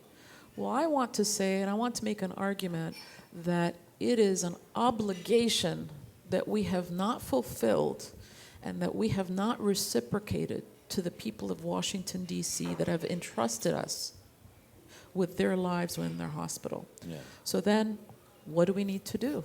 How do we change the educational system in the medical setting to inculcate social accountability, social responsibility? Because we have people that start off that way. Yes. So what do we do to nurture and support that? So one of the focuses, there are probably four. One of the spheres that we're really working on is how do we train clinicians? And by clinicians, I don't mean just doctors. Because nurses, community health workers, physician's assistants, nurse practitioners, physical therapists, it's everybody, right? Anesthesiologists. Right, everybody. How do we train them in a way that, first of all, they can work as a team together, okay, but also to inculcate that sense of social responsibility? So we began to, with actually the Southeast Tennyson Learning Center under the guidance of Ms. Cora Masters-Berry, look at her program as a model where education of kids through sports is a way to uplift them. Yes. So we began to look at the education and look at the whole workforce of getting kids into health professions. So starting with elementary school, middle school, high school, the Rodham Institute is focused on educating in STEM H, science, technology, engineering, math, and H with a capital H, healthcare. So we're doing programs with kids from the Southeast Tennyson Learning Center, Ballou, Coolidge, to educate them on these fields so that as a pipeline, when we're talking about healthcare careers, whether it's nursing or medicine or PA, et cetera, we're getting more minority kids into that pipeline. And then when they're doing their training as clinicians, what do? We say, okay, you medical student or you nursing student, you're going to serve as mentors for these kids. As what? As mentors. As mentors, So for example, in July 20th, we had a summer enrichment program where the kids that I mentioned from those schools attended, also people from PG County with their parents. We had, think about this, Rock, 18, all African American except one lovely white woman, 18 mentors standing in front of a group of bright-eyed, beautiful kids and their parents, 125 people. I'm a pediatric surgeon. I'm a mathematician. I'm an engineer. How powerful was that? Yes. And you want me to tell you it was really powerful? It wasn't just for the kids or the parents, for the mentors themselves. Yes. That's how you stay connected. Yeah. That's how you stay connected. So building the academic community bridge that is bi-directional. So education is key to the Rodham Institute. That's one thing. But it is not just about an individual sport. It is not the cult of personality of Gigi El-Bayoumi creating this. Sure. It is bringing together excellent organizations, Southeast Tennyson Learning Center, work that's being done by other people at GW at Eastern High School, Yeah. Coolidge High School Alumni Association, the Association of Black Cardiologists who provided the curriculum for us to use to teach kids through this health education leadership program, another program where high school kids for 4 weeks, once a week, they come to GW, and our residents and medical students teach them about nutrition, tobacco cessation, exercise, and the residents and students put on the workout outfits with the kids. Yes, yes. Are you getting, are you interfacing with government, with DC government? Mayor Bray's Absolutely, office? absolutely. So June 8th, we had an introduction and an initiation of a community dialogue with the, I hate to use the word stakeholders, it sounds so corporate, but interested parties. Sure. We had DC council members. We had Dr. Christensen, the head of the Black Caucus and Tri-Caucus of Congress, who is the head of the health section, who happens to be an MD alumnus from GW. We had Department of Health folks, Unity Health, Amera Health, Whitman Walker, the high schools that I mentioned, Dr. Julianne Malveaux, other people from the community, of course, our School of Public Health, Nursing, PA, NP, Medical School, all of that. And we had a 3-hour dialogue where the people there, it was an invited summit, about 85, 90 people, where they told us what the priorities are. And the 2 priorities, education, makes sense, but food issues came up as something important. So we've been working with the different organizations, Wholesome Wave, I'll tell you about in a second, Food and Friends, DC Greens, folks from the Department of Health. And you know, there's been a recent change in the person who's in charge of the Department of Health, but we're continuing to work with them that are not only working with us, but teaching us. There's a mutual education that's happening. We, the Rodham Institute, are going to provide the academic support. So if they want to evaluate their programs, we're here. But they're the ones with the experience, and they have the experience of telling us what works, what doesn't work. We've met with Bibi Otero, Yvette Alexander, Joyce Clement Smith of Marion Barry's office. So we're looking to the wisdom of the community. And you know, everything old is new again. We know how to take care of ourselves. We've just forgotten. Yeah. We just need to remember again. This is such an incredibly, everything I read about it, and everything I heard about it, is just such a noble thing that's being undertaken.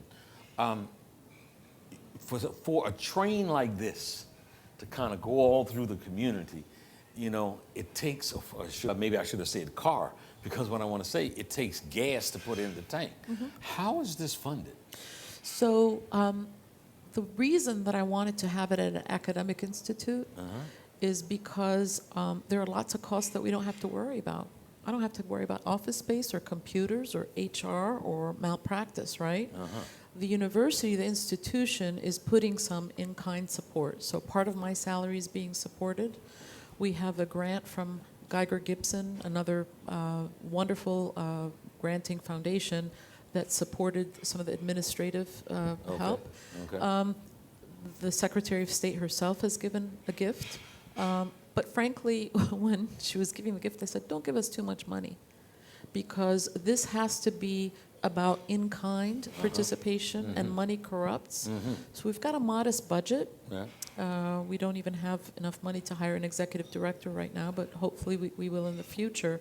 But people are giving of their time, people from the School of Public Health, ABC, for example, Association of Black Cardiologists. I really want to give them a shout out. Because they are an incredible organization. They, along with the national NIH's Heart, Lung, and Blood Institute, created a comprehensive 20 or 12 module curriculum about heart health that's specifically for the African American community. Okay? Guess what? It was sitting in warehouses. So they said, hey, we'll give you this curriculum for free. It's already been done. Yes, yes. So that's what I mean about in kind. It's not always about the money. Yes. It's about and resources. So the Smithsonian Institute, they've got wonderful internship programs, but kids from east of the river don't necessarily know about it. They're going to create a Rodham Institute program so that kids can do internships, and even some of them get paid with stipends that will help, allow them to get exposure to things that are right here in the District of Columbia. We are talking with Dr. El Bayoumi on the Rock Newman Show from Busboys and Poets in the Langston Hughes room. I want to let my staff know that we're going to keep this conversation going. This is about healthcare. It's about DC healthcare, and I want to sort of really stay with this. I want to ask you, Dr. El Bayoumi, you bring out a statistic, and all of the statistics that you brought out were, if not alarming, not so much alarming because we are aware of them, but horrific. Here in the nation's capital, we per capita have the #1 rate of incidence of AIDS. How do we change that? So there is a good news part of this in terms of that statistic, in that, 15, 20 years ago, and by the way, having done my residency training here beginning in 1985, I witnessed firsthand what the AIDS epidemic looked like. And let me tell you, it was not a pretty picture. It was horrible. And I actually was in the rooms of several, it used to be mostly gay men, who died estranged from their families. I was the only one in there with them. So it was horrible. And estranged from their families, because especially at that time, there was a stigma associated which literally made you a pariah. It was leprosy. Exactly. And what has happened, the good news, is that because of social activism, because of commitment by fantastic clinicians, public health people, regular citizens, AIDS and how HIV has been taken care of in the District of Columbia, there's a lot of good news. We have one of the highest testing of people with HIV. The problem is that once people test positive, only 1 out of 5 gets to undetectable viral load, because there are many barriers to staying in care. And what are they? We talked about poverty. If you have substance abuse, if you have mental health issues, domestic violence, you're working 3 jobs and can't get the 3 buses to get to where you need to go, the person who checks you in is rude, and you say, I'm not going to be bothered. There are so many barriers. So you say that 1 out of 5, so 20% of those that are now detected with AIDS, I mean, because this is part of a good news story, a bit, that 20% now are treated in a way that that AIDS is no longer detectable. The virus. The virus is no longer, virus is not detectable. That's right. The good news part is that we test a lot of people. The bad news part is not everybody's at undetectable viral load. Yeah. And I should give a shout out to Whitman Walker, because their undetectable viral load of the people that they take care of is higher than the NIH. Something like 75% of their people. At Whitman Walker. That's what holistic, excellent care with committed people looks like. So in other words, are you saying 75% of those that go through Whitman Walker have go through Whitman Walker, who are HIV positive, yes, have undetectable viral load?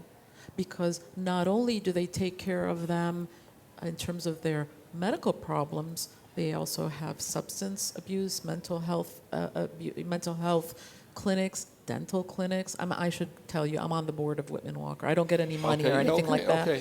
But it is that holistic way of treating people that really makes a difference. Seems as that would be a model for the nation, whatever it is that Whitman Walker is doing. They're doing great work. But the other good news part of it is that committed physicians created a consortium, an HIV consortium of about 156 people. All the AIDS doctors in DC got together so that they can say, okay, what can we do collectively? How can we research this problem? How can we make sure that treatment is getting to the people that we want? So they've developed an infrastructure which has worked well where they share information. Are we as effective as we could be? Absolutely not. But at least there's the infrastructure has been built. The problem in the District of Columbia is you've got a lot of hospitals, but we don't communicate with each other. We don't use the same electronic medical record. So if an individual goes to, let's say, Washington Hospital Center with a problem with HIV and is hospitalized, and a week later goes to GW or Howard, there's no way of sharing that information. Okay. Furthermore, hospital is just a tip of an iceberg of an overall person's health, a hospitalization. Right. So when they get to the hospital, it means that usually something has failed, right? Because if they had primary care, if they had clinics, if they had food, if they had all these other things that make part of a healthy lifestyle, maybe we could have forestalled them getting into the hospital. So there are a lot of other models of good work that's being done, not just in DC, but in other parts of the country. So there's this guy up in Camden, Dr. Brenner, and he's created something called the Hot Spotters Program. Camden, New Jersey. Camden, New Jersey. And he is an emergency medicine doctor, and he found out that, gosh, there are a lot of people, the same people that keep coming out in and out of the emergency department. What's that all about? So what did he do? He traced back where they were coming from, and they found out that these people that were the high utilizers were coming from 2 buildings in the projects. And they were using something like 30-40% of the healthcare costs, because you don't get anybody's attention until you talk about costs and reducing them, let alone the human costs and the price that people pay. So what did he do? He, along with a nurse practitioner, along with a nurse and a community health worker, started to go to those individuals and say, hey, how can we prevent you? What can we do to take care of you? Whether it's getting an air conditioner, whether it's taking care of your alcohol or drug abuse or whatever the issues were. And he was able to show that he could reduce the number of people going to the hospital, but more importantly, give people their lives back. So we at the Rodham Institute, we've been fortunate to be selected, one of 6 organizations in the country that has been selected to be trained by the Camden Group Hot Spotters, so that we can learn from them. As I say, there's a lot of good work that's happening in the city and around the country, but we need to, you know what I say, Rock? Tell me. Bad people have given human beings a bad rap. It's time that good people stand up. Hallelujah. And take humanity back. Hallelujah. Let me ask you before we wrap up here. You look around, you drive around the city, and you see the preponderance of obesity. Now, it's interesting when you talk about how that might relate to poverty. Because people think, well, gee whiz, if you're poor, you must not eat so much. But obesity, it seems to be much more prevalent in sections of the city that are the poorest. And indeed, when you look at the maps, and if we use red as a color where there's really high obesity in wards 5, 6, 7, and 8, some areas are more than 50%. And we know that that's tied with diabetes, stroke, heart disease, cancer, Plus, what's happened to people who are obese in this country, it's almost like they're re-victimized again, because there's the war on obesity, the war on drugs, and when you have those problems, people feel like you're waging war against them. There's actually been studies showing that obese people get discriminated against by physicians in the medical system.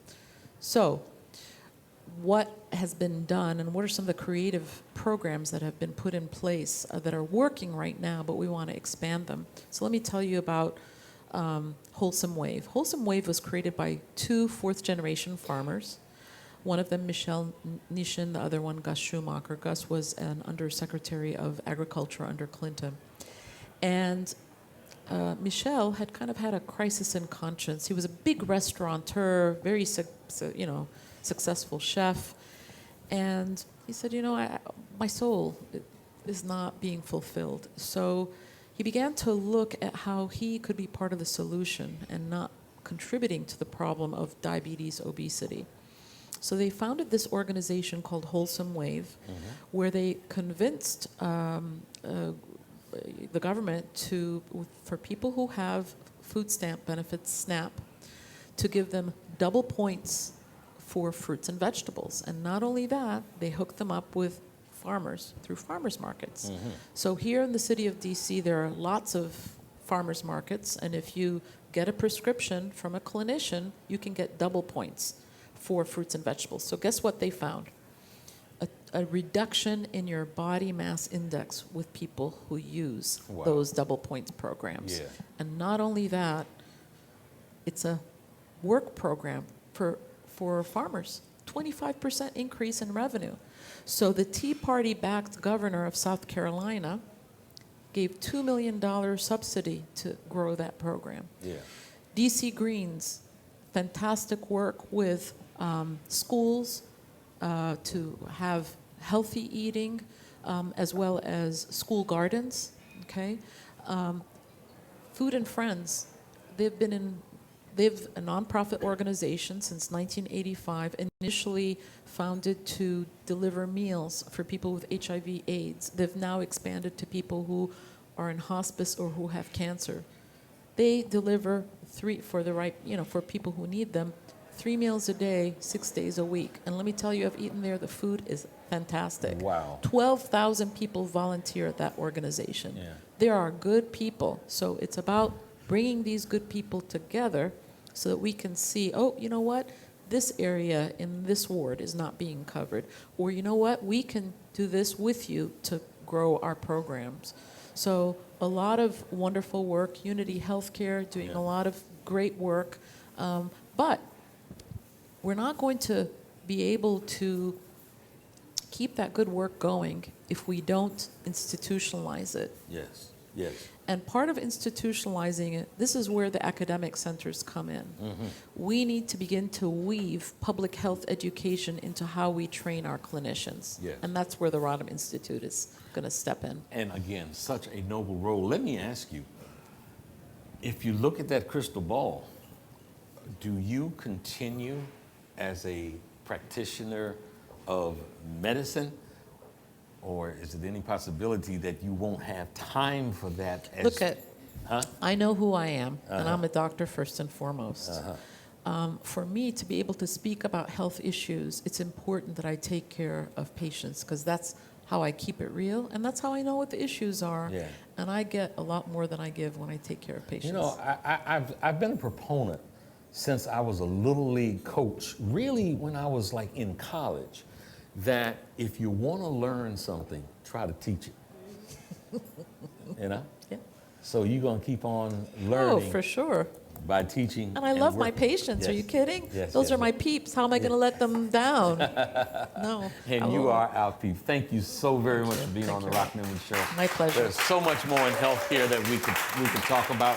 And I'll tell you something, we'd love to have you back on again. It would be my pleasure, Rock. Thank you for inviting me. And the next segment coming up, the wonderful youth from the Southeast Tennis and Learning Center who performed just this week at the White House, and now they're going to perform for you here in the Langston Hughes Room at Busboys and Poets on the Rock Newman Show. Be back after these messages.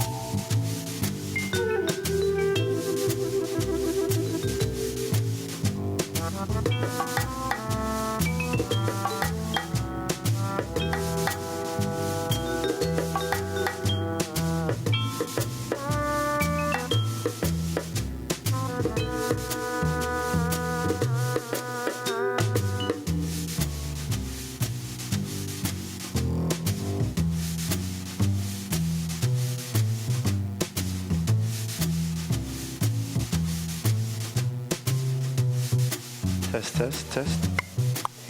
1 2 1 2 1 2 1 2 1 2. Yep. All right. All right. All right.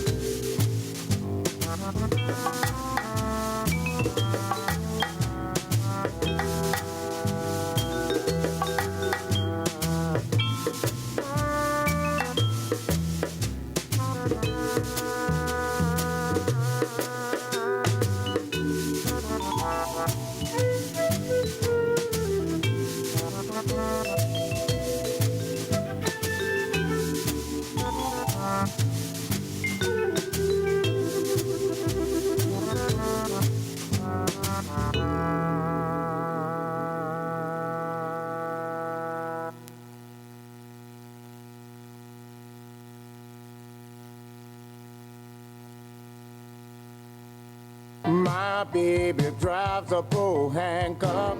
The weekend is here, and no matter what the weather's like outside, you'll find the deals inside here in the beautiful showroom of the all-new Pohanka Hyundai in Capitol Heights during their giant Markdown Madness sale. Smart shoppers know that every new Hyundai in Pohanka comes with Hyundai Assurance and America's best 10-year, 100,000-mile powertrain warranty. But why don't you tell them about the markdown sale, Joe? I'll be happy to, Kim. Folks, shop around on the web, and you'll see lease payments on a new 2013 Elantra GLS at $179 a month. Today at Pohanka Hyundai, $99 a month. That's right, a $99 payment on a brand new Elantra. And $89 a month on a new 2013 Accent GLS Automatic. How do they do it, Joe? It must be the volume, Kim. A brand new building, hundreds of new Hyundais, and Pohanka's low payment and easy credit programs are designed to get everybody driving. But you have to get here today. Rush to the giant Markdown Madness sale at exit 13 off the Capitol Beltway. Pohanka Hyundai, king of the Beltway.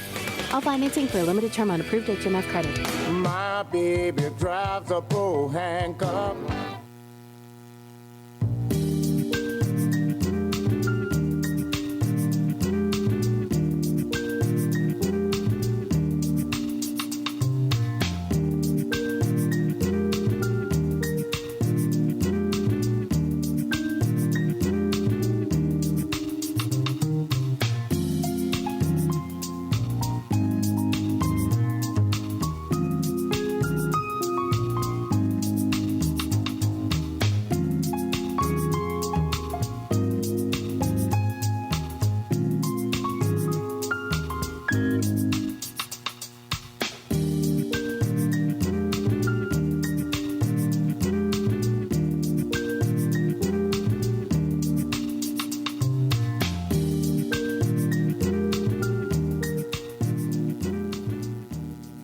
And now, the Rock Newman Show.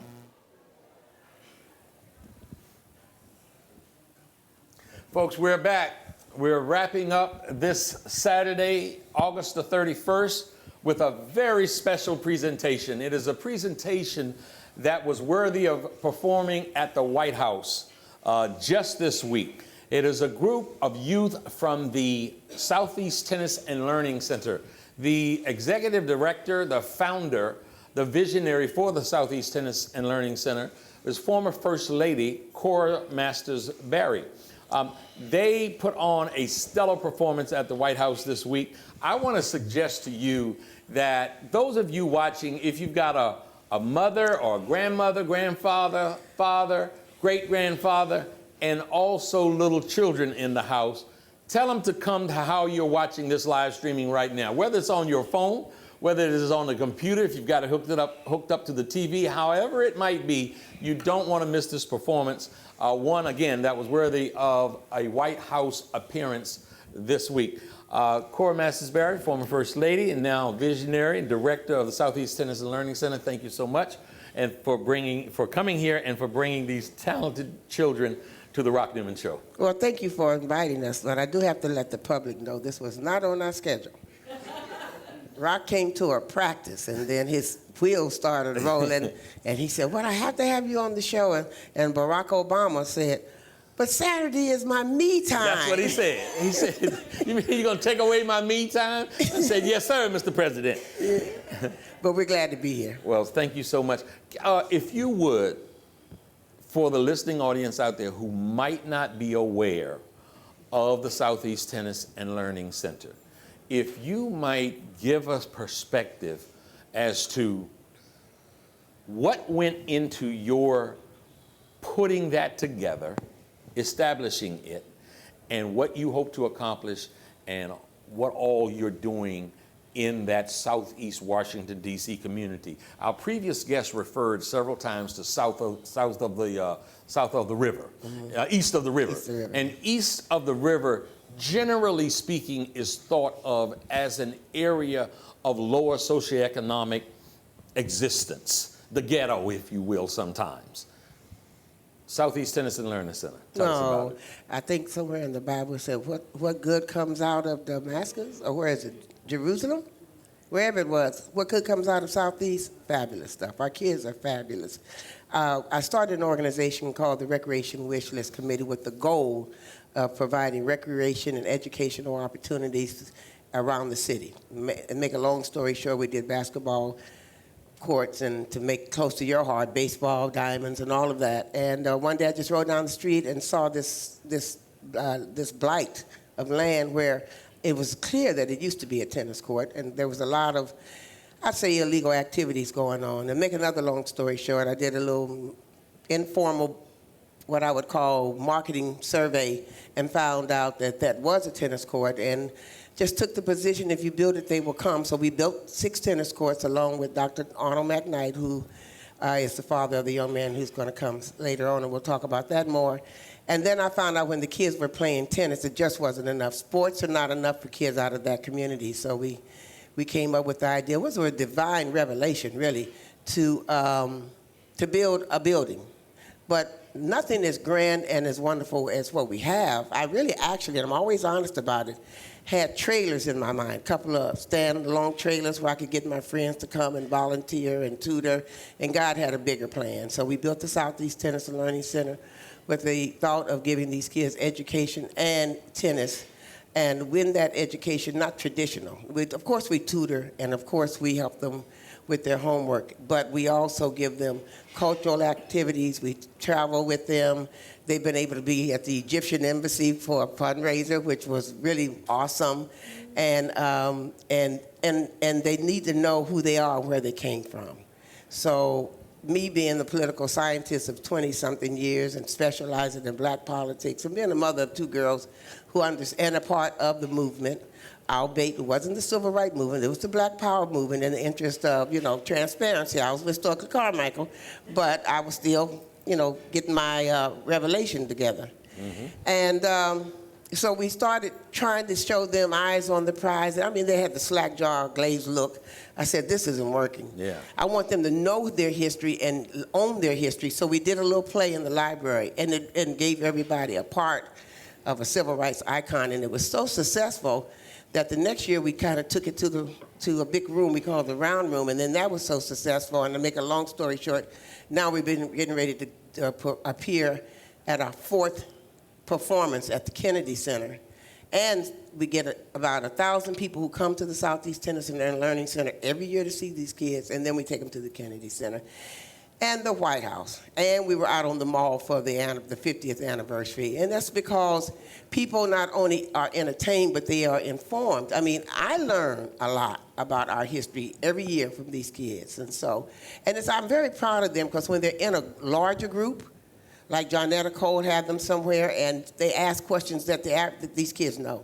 Yeah. And so they own it now. Not only do they own who they are, but they know everybody that's being done. So it's really about education and informing through the arts. You know, again, Dr. Bayumi, who was here earlier, we talked about learning things. One of the best ways to learn something is to try to teach it. Right. So you try to teach these kids. Have you learned anything from this young man right here?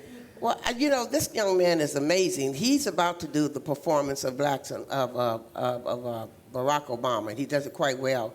But before I even knew him, he came to the center, and we have a Barack Obama, another young guy named Imani Haskell, who's been doing it for the last 4 or 5 years. Yes. And he walked up to me out of clear and said, I can be better Barack Obama than him. I know more about him. I studied him. I want to be Barack Obama. So looking at him, and that was like 2 years ago, so this is his first Barack Obama rendition. So he asked me the other day, am I at the top? I said, you're getting there. So young man, before you become, in a few moments, Barack Obama, what's your name that your mom and daddy gave you? My name is Kevin Akers. I go to Achievement Preparatory Academy. I'm in the 7th grade, and I am 10 years old. Really? Yes. All right, and I just asked you your name. You just gave me all that information. I appreciate it very much. How you doing today? Welcome to the Rock Newman Show. I'm doing quite fine today, and I am proud to be on a show that's live streaming worldwide on the radio and everything. Okay, and when I told him that it's live streaming and his friends and family and people all around can say it, he said, yes, I'm about to be famous. So you got some desires to be famous, huh? Yes, I want to be the next President Barack Obama, and I hope to be one of the greats as we know today, such as Dr. Martin Luther King. And my main dream is to become somebody that Black people can look by and say, hey, I could be like him. He stepped out of the crew. He stepped out of the popularity. He stepped all of that. I want to be one of those people who said, I could be like him. So you seriously want to be a role model? Yes. I want to be a leader. And so your character, when you performed at the White House, was the president. Man, that's a whole lot of pressure. It wasn't that much it was pressure, but I understood it because when I said my words and I practiced it, I realized that I had to become Barack Obama. I couldn't just memorize the words, he memorized the word, he did a good job. I want people to think that I actually am President Barack Obama. It doesn't matter how I don't look like him, it matters how I act like him. Man, you take my breath away. Don't ask him no. All right, now, okay. So you went to the White House. You were the man playing the band in the White House. Come on, Barack Obama. Let me, folks, around the world, let me introduce to you President of the United States of America, that camera, Barack Obama. He got you. He's got you. Just do your thing. Dr. King would be the first to remind us that this memorial is not for him alone. The movement of which he was a part depended on an entire generation of leaders. Many are here today for their dedication and for their service and their sacrifice. We owe them our everlasting gratitude. Some giants of the civil rights movement, such as Rosa Parks, Dr. Dorothy Height, Benjamin Hooks, and Reverend Fred Shuttlesworth, have been taken from us these past few years. This monument attests to their strength and their courage, and while we miss them dearly, we know they rest in a better place. And finally, there are the multitudes of men and women whose names never appear in the history books. Those who marched and those who sang, those who sat in and those who stood firm, those who organized and those who mobilized, to those men and women who through countless acts of quiet heroism have brought changes few thought were even possible. By the thousands, said Dr. King, faceless, anonymous, relentless young people, black and white, have taken our whole nation back to those great wells of democracy, which were dug deep by the founding fathers in the formulation of the Declaration of Independence and the Constitution. To those men and women, to those foot soldiers for justice, know that the MLK Monument is yours as well. The Civil Rights Movement gave birth to so many great freedom fighters, such as Dr. Martin Luther King Jr. and his wife Coretta Scott King, Roy Wilkins, A. Philip Randolph, John Lewis, James Farmer, and Bayard Rustin, who I am proud to honor posthumously with the Presidential Medal of Freedom. And now, we come to commemorate the 50th anniversary of the March on Washington for Jobs and Freedom, where Dr. King delivered his I Have a Dream speech. History continues as I stand on the shoulders of these great leaders.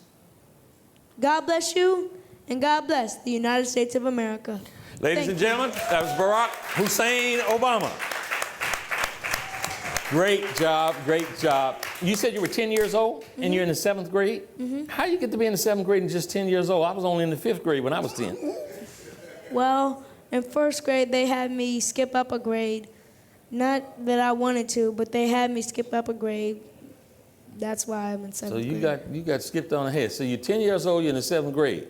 Yeah. Let me ask you, you got a girlfriend? I've had a couple. You had a couple? All right, player. So glad to have you, Barack Obama. Thank you very much. It's nice to be here. Okay, continue in your presidency. Continue in your presidency, and please try to help the world to be a better place. Oh, trust me, I will. Okay. All right. Now, the way we do this on this live streaming television show, we're going to move him out. And he just mentioned John Lewis. We're going to bring John Lewis in. John Lewis, who spoke at the March on Washington 50 years ago this week. There was actually some controversy, in case you guys don't know it, because SNCC had some stuff written into John Lewis's speech, the Student Nonviolent Coordinating Committee.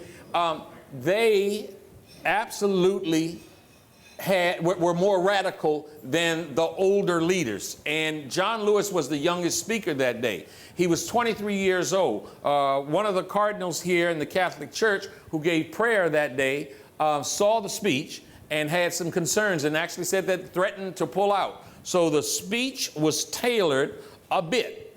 At the part of what was objectionable in the speech was that John Lewis was to say that if our demands aren't met, we're gonna march through the South like Sherman did, and you all know what that meant. Well, that was changed a bit.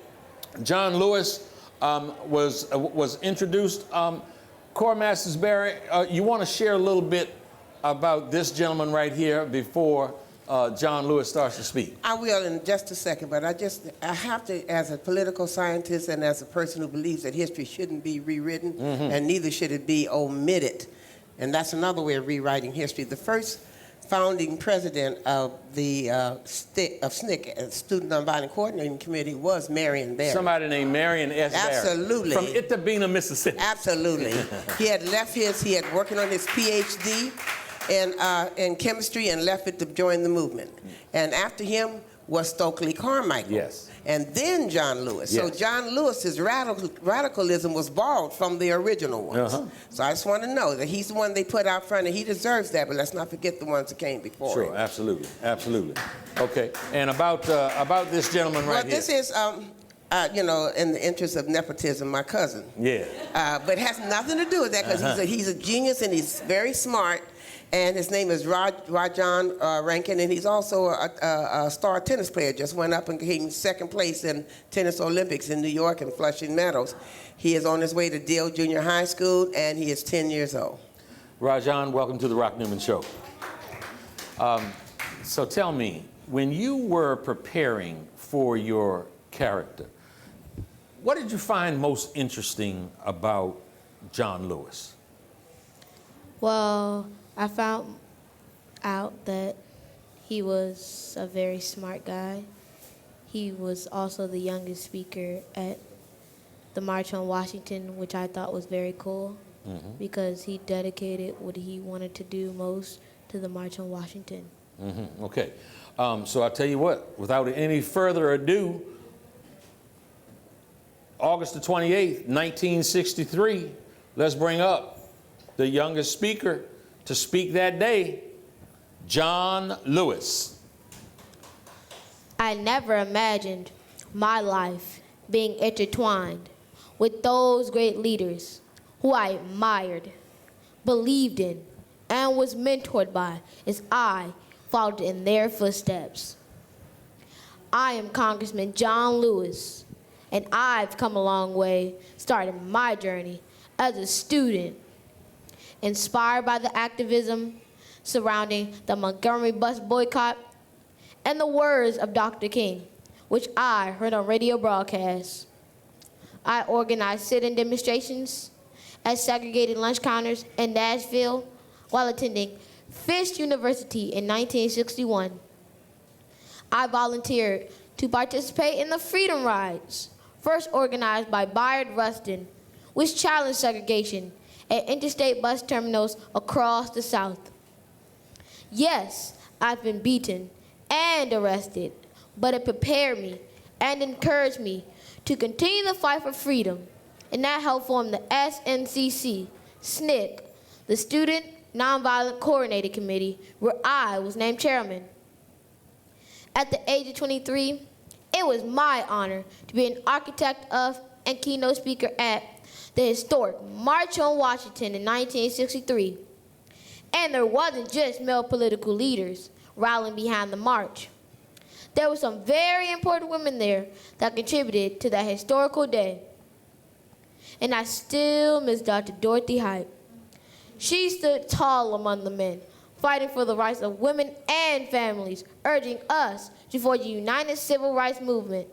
And she was known to diplomatically counsel every president in the White House, starting from Eisenhower to President Barack Obama. John Lewis, thank you very much for appearing on the Rock Newman Show. And you spoke about Dr. Dorothy Height, a true giant amongst all people, not just African-American people, but a true giant amongst all people. If you don't mind, we'd like to have you to step back and have Dorothy Height, very involved in the March on Washington, very involved in the Million Man March, and very involved in every cause that meant something to this world. Dr. Dorothy Height, thank you so much for joining us here at the Rock Newman Show. Before she can I say a few things? Yes, you can. Yes, Dr. Height was at the March on Washington, but I also want to say that we talked about it often, and she fought diligently to have a woman speak, not necessarily her. And the men said, the organizations that we represent have women. That's enough. They get their voice through us. So it was just a miracle that she was on that stand that day. Yeah, and I know that you, Cora, became very, very good friends with Dr. Height. What was it that prompted her to start appearing in public with that signature, those grand hats of hers? You know, I asked her where was the turning point in that, and she said she's been doing it for the last 30 years. And, you know, she said, I've always worn hats because ladies wear hats and gloves. All right. But she got like off the chain, over the top. Her hats were like, you know, they're getting ready to do a whole museum of them. Of just her hat. Just her hat. Right. And this actually is her hat. She gave us this hat. Janice, our costume designer and the grandmother of John Lewis, did a little bling up here. But this is Dorothy's actual hat. And she asked me one day, I have not seen my hat. You asked me to loan you a hat. I said, oh, well, she said, so, darling, do you know the definition of loan? So, she had a great sense of humor. Yes. Tell me, you love Dorothy Height?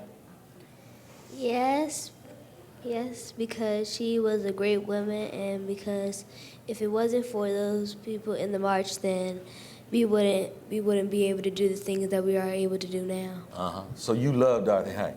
Yes. Okay, and you are Dorothy Height, so you should be loving yourself. Ladies and gentlemen. Her name. Your name. My name is Raina Carroll. Say it again. Raina Carroll. I love that name.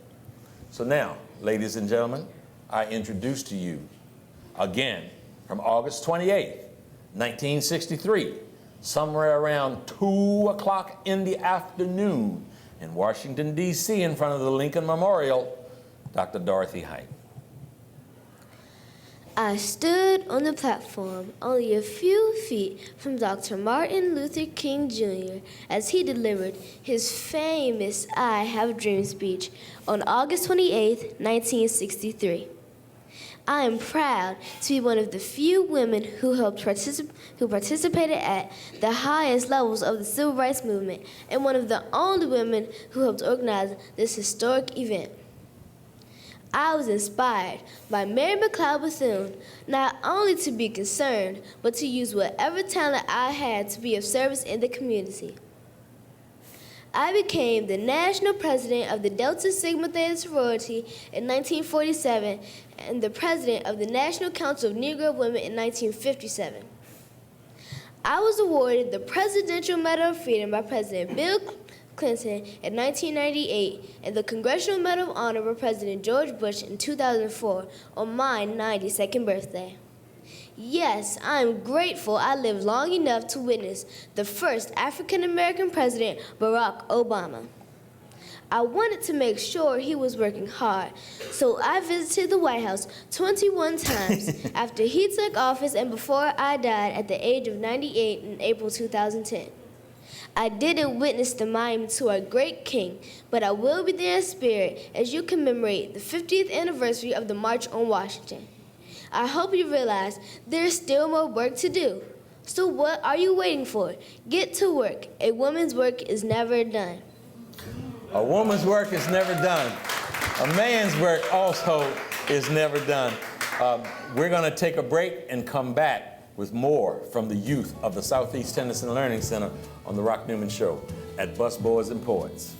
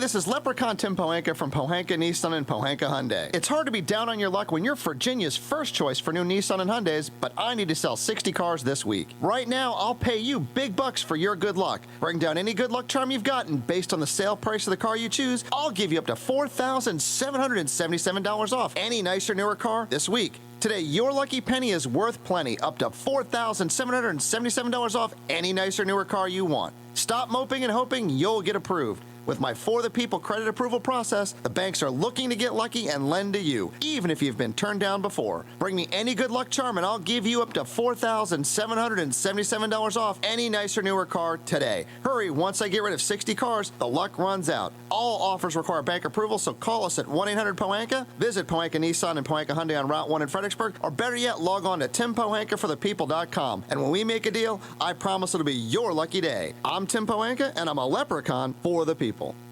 And now, the Rock Newman Show. Welcome back, folks, to our last segment here. We are putting the finishing touches on this week's remembrance of the March on Washington 50 years ago. We're doing so with the fabulous youth from the Southeast Tennessee Learning Center here in Washington, D.C., who performed this week at the White House. We just saw earlier, you saw John Lewis, you saw President Barack Obama, you saw Dorothy Height. The person, probably the most underappreciated person involved in the march was Bayard Rustin. And there was a lot of reason why that was the case. One, 50 years ago, Bayard Rustin lived his life as an openly gay man. Bayard Rustin easily could be characterized as the backbone of the March on Washington. He was the person, he was the organizer that all roads led to Bayard Rustin. Everything that happened that day, Bayard Rustin, his name is often pronounced Bayard Rustin because that's how it's spelled, but he called himself Bayard Rustin. He was the architect of the March on Washington in 1963. A fabulous, fabulous organizer. Tell us, Ms. Berry, if you will, a little bit about this gentleman that's about to play Bayard Rustin. I just want to piggyback here. He was the architect, and it was A. Philip Randolph who brought him back to run the march because it was falling apart. Yes. So he's going to do this, and he's doing it out of order because people think the last voice they heard was Martin Luther King's. It was not. It was Bayard Rustin giving instructions to the people about what was going to happen next. But because we want to end with King, but what he's about to do is exactly what Bayard said, except he edited it down because he didn't want to make it too long. So This is Dre Falk. He is, how old are you, Dre? 11. 11, and you go to Achievement Preparatory. He's been with us, well, how many years? 7 years? About 4. 4 years. He's been Michael Jackson. He's been James Brown. He's been Marion Barry.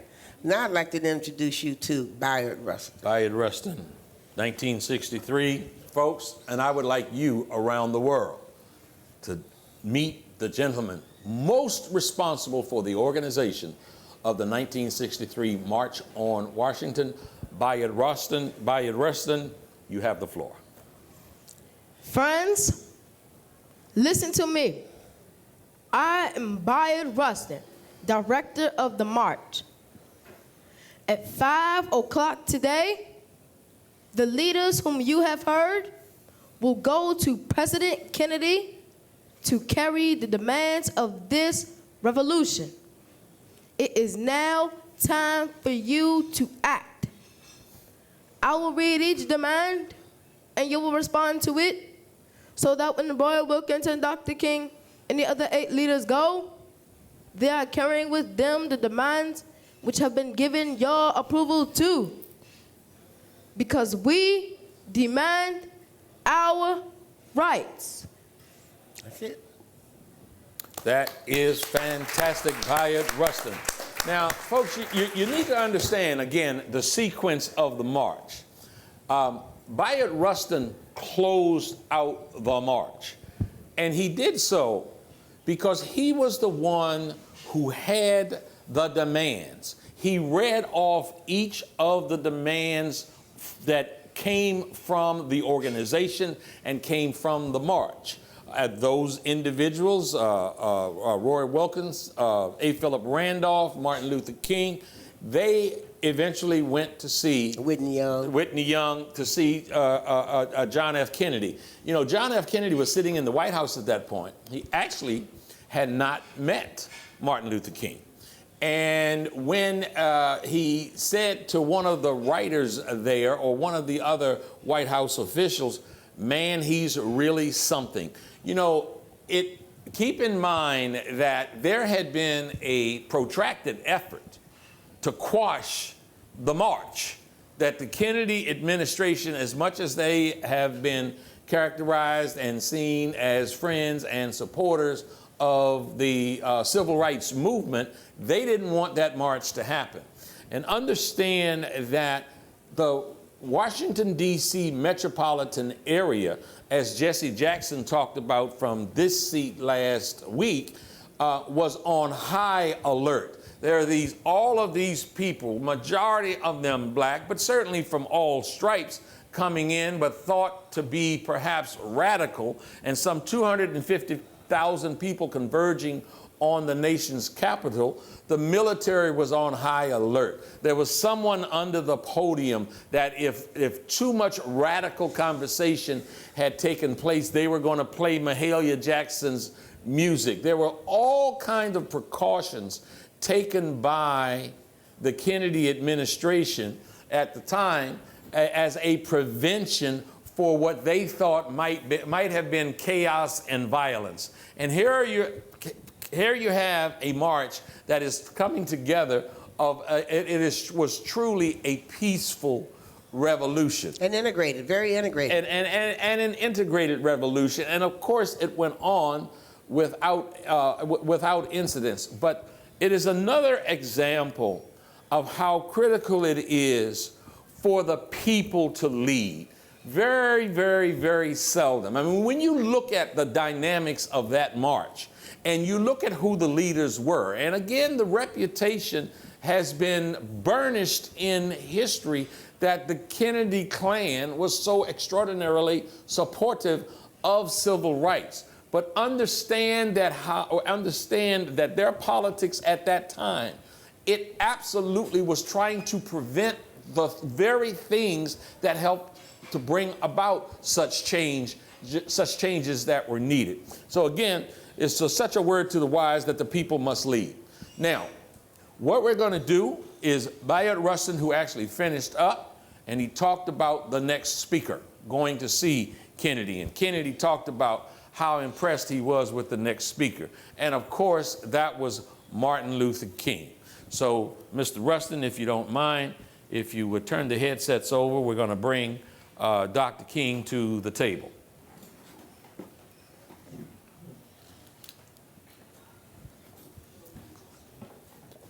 Now, as an advisory to those of you looking around the world who will be listening later on tonight, let me just give a little information about this gentleman here. I know a little something about him personally. He was born on February the 24th, which is my birthday also. He is the son of the gentleman who was the co-founder and certainly highly beloved tennis instructor at the Southeast Tennis and Learning Center, Dr. Arnold W.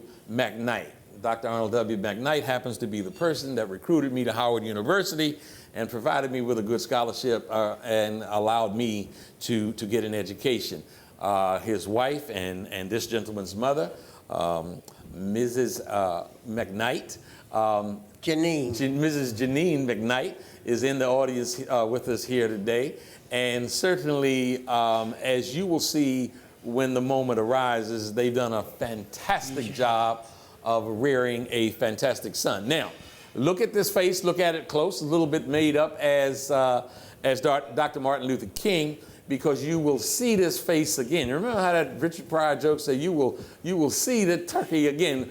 You will see this face again, because you will see him at Center Court in Wimbledon.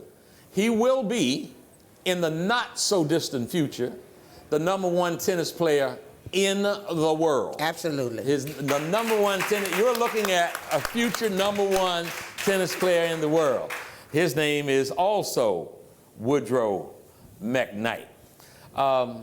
Ms. Barry, would you share a little bit about this gentleman? Well, you know, Dr. Arnold McKnight, better known as Mac, and I, you know, opened the center together. There was about a month where there was nobody in the building but he and I. He was on one side of the building, I was on the other. We were sitting on cinder blocks trying to make it happen.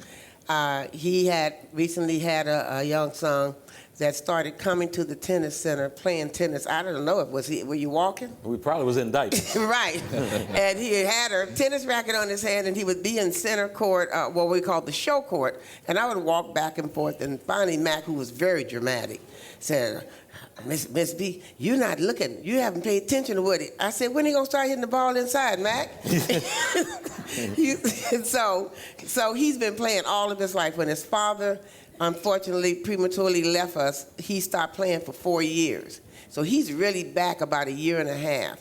And in doing that time, he has risen in the ranks, and he's special. I'm not saying this. I see hundreds of kids, thousands of kids since the center opened in 2001. Sure. He has everything it takes. And he is going to be on center court. And we're going to turn over the tape to them that at, I think, 6 years old, he says, I'm going to be the #1 tennis player. I'm going to be like Arthur Ashe and Andre Agassi. I'm going to be they're going to be playing that one day. Before he goes on the court, that little tape is going to be playing. We're saving it for him. All right. So this is Matt. This is Do Matt. let me say to our technical staff and production team, I'm going to make this introduction, and you know, I've never been accused, one, of not wanting to have the last word. However, this is one of those times when I'm going to let the moment speak for itself. Once I introduce Dr. Martin Luther King Jr., you won't hear me anymore until next week. Without any further ado, I introduce to you Dr. Martin Luther King Jr. I'm happy to join with you today in what will go down in history as the greatest demonstration for freedom in the history of our nation. And as we walk, we must make the pledge that we shall march ahead. We cannot turn back. There are those who are asking the devotees of civil rights, when will you be satisfied? We can never be satisfied. As long as our bodies, heavy with the fatigue of travel, cannot gain lodging in the motels of the highways and the hotels of the cities. We cannot be satisfied. As long as a Negro's basic mobility is from a smaller ghetto to a larger one. We can never be satisfied. As long as a Negro in Mississippi cannot vote and a Negro in New York believes he has nothing for which to vote. No, we are not satisfied, and we will not be satisfied until justice rolls down like waters and righteousness like a mighty stream. Go back to Mississippi. Go back to Alabama. Go back to South Carolina. Go back to Georgia. Go back to Louisiana. Go back to the slums and ghettos of our northern cities, knowing that somehow this situation can and will be changed. Let us not wallow in the valley of despair. I say to you today, my friends, so even though we face the difficulties of today and tomorrow, I still have a dream. It is a dream deeply rooted in the American dream. I have a dream today. I have a dream that one day every valley shall be exalted. Every hill and mountain shall be made low. The rough places will be made plain, and the crooked places will be made straight. And the glory of the Lord shall be revealed, and all flesh shall see it together. This is our hope. This is the faith that I go back to the South with. With this faith, we will be able to hew out of the mountain of despair a stone of hope. With this faith, we will be able to transform the jangling discords of our nation into a beautiful symphony of brotherhood. With this faith, we will be able to work together, to pray together, to struggle together, to go to jail together, to stand up for freedom together, knowing that we will be free one day. This will be the day when all of God's children will be able to sing with a new meaning. My country, 'tis of thee. Sweet land of liberty, of thee I sing. Land where my fathers died, land of the pilgrim's pride. From every mountainside, let freedom ring. And if America's to be a great nation, this must become true. So let freedom ring from the prodigious hilltops of New Hampshire, Let freedom ring from the mighty mountains of New York. Let freedom ring from the heightening Alleghenies of Pennsylvania. Let freedom ring from the snow-capped Rockies of Colorado. Let freedom ring from the curvaceous slopes of California. But not only that, let freedom ring from Stone Mountain of Georgia. Yes. Let freedom ring from Lookout Mountain of Tennessee. Yes. Let freedom ring from every hill and molehill of Mississippi, from every mountainside. Let freedom ring. And when this happens, when we allow freedom to ring, when we let it ring from every village and every hamlet, from every state and every city, we will be able to speed up that day when all of God's children, black men and white men, Jews and Gentiles, Protestants and Catholics, will be able to join hands in singing the words of the old Negro spiritual. Free at last, thank God Almighty, we are free at last.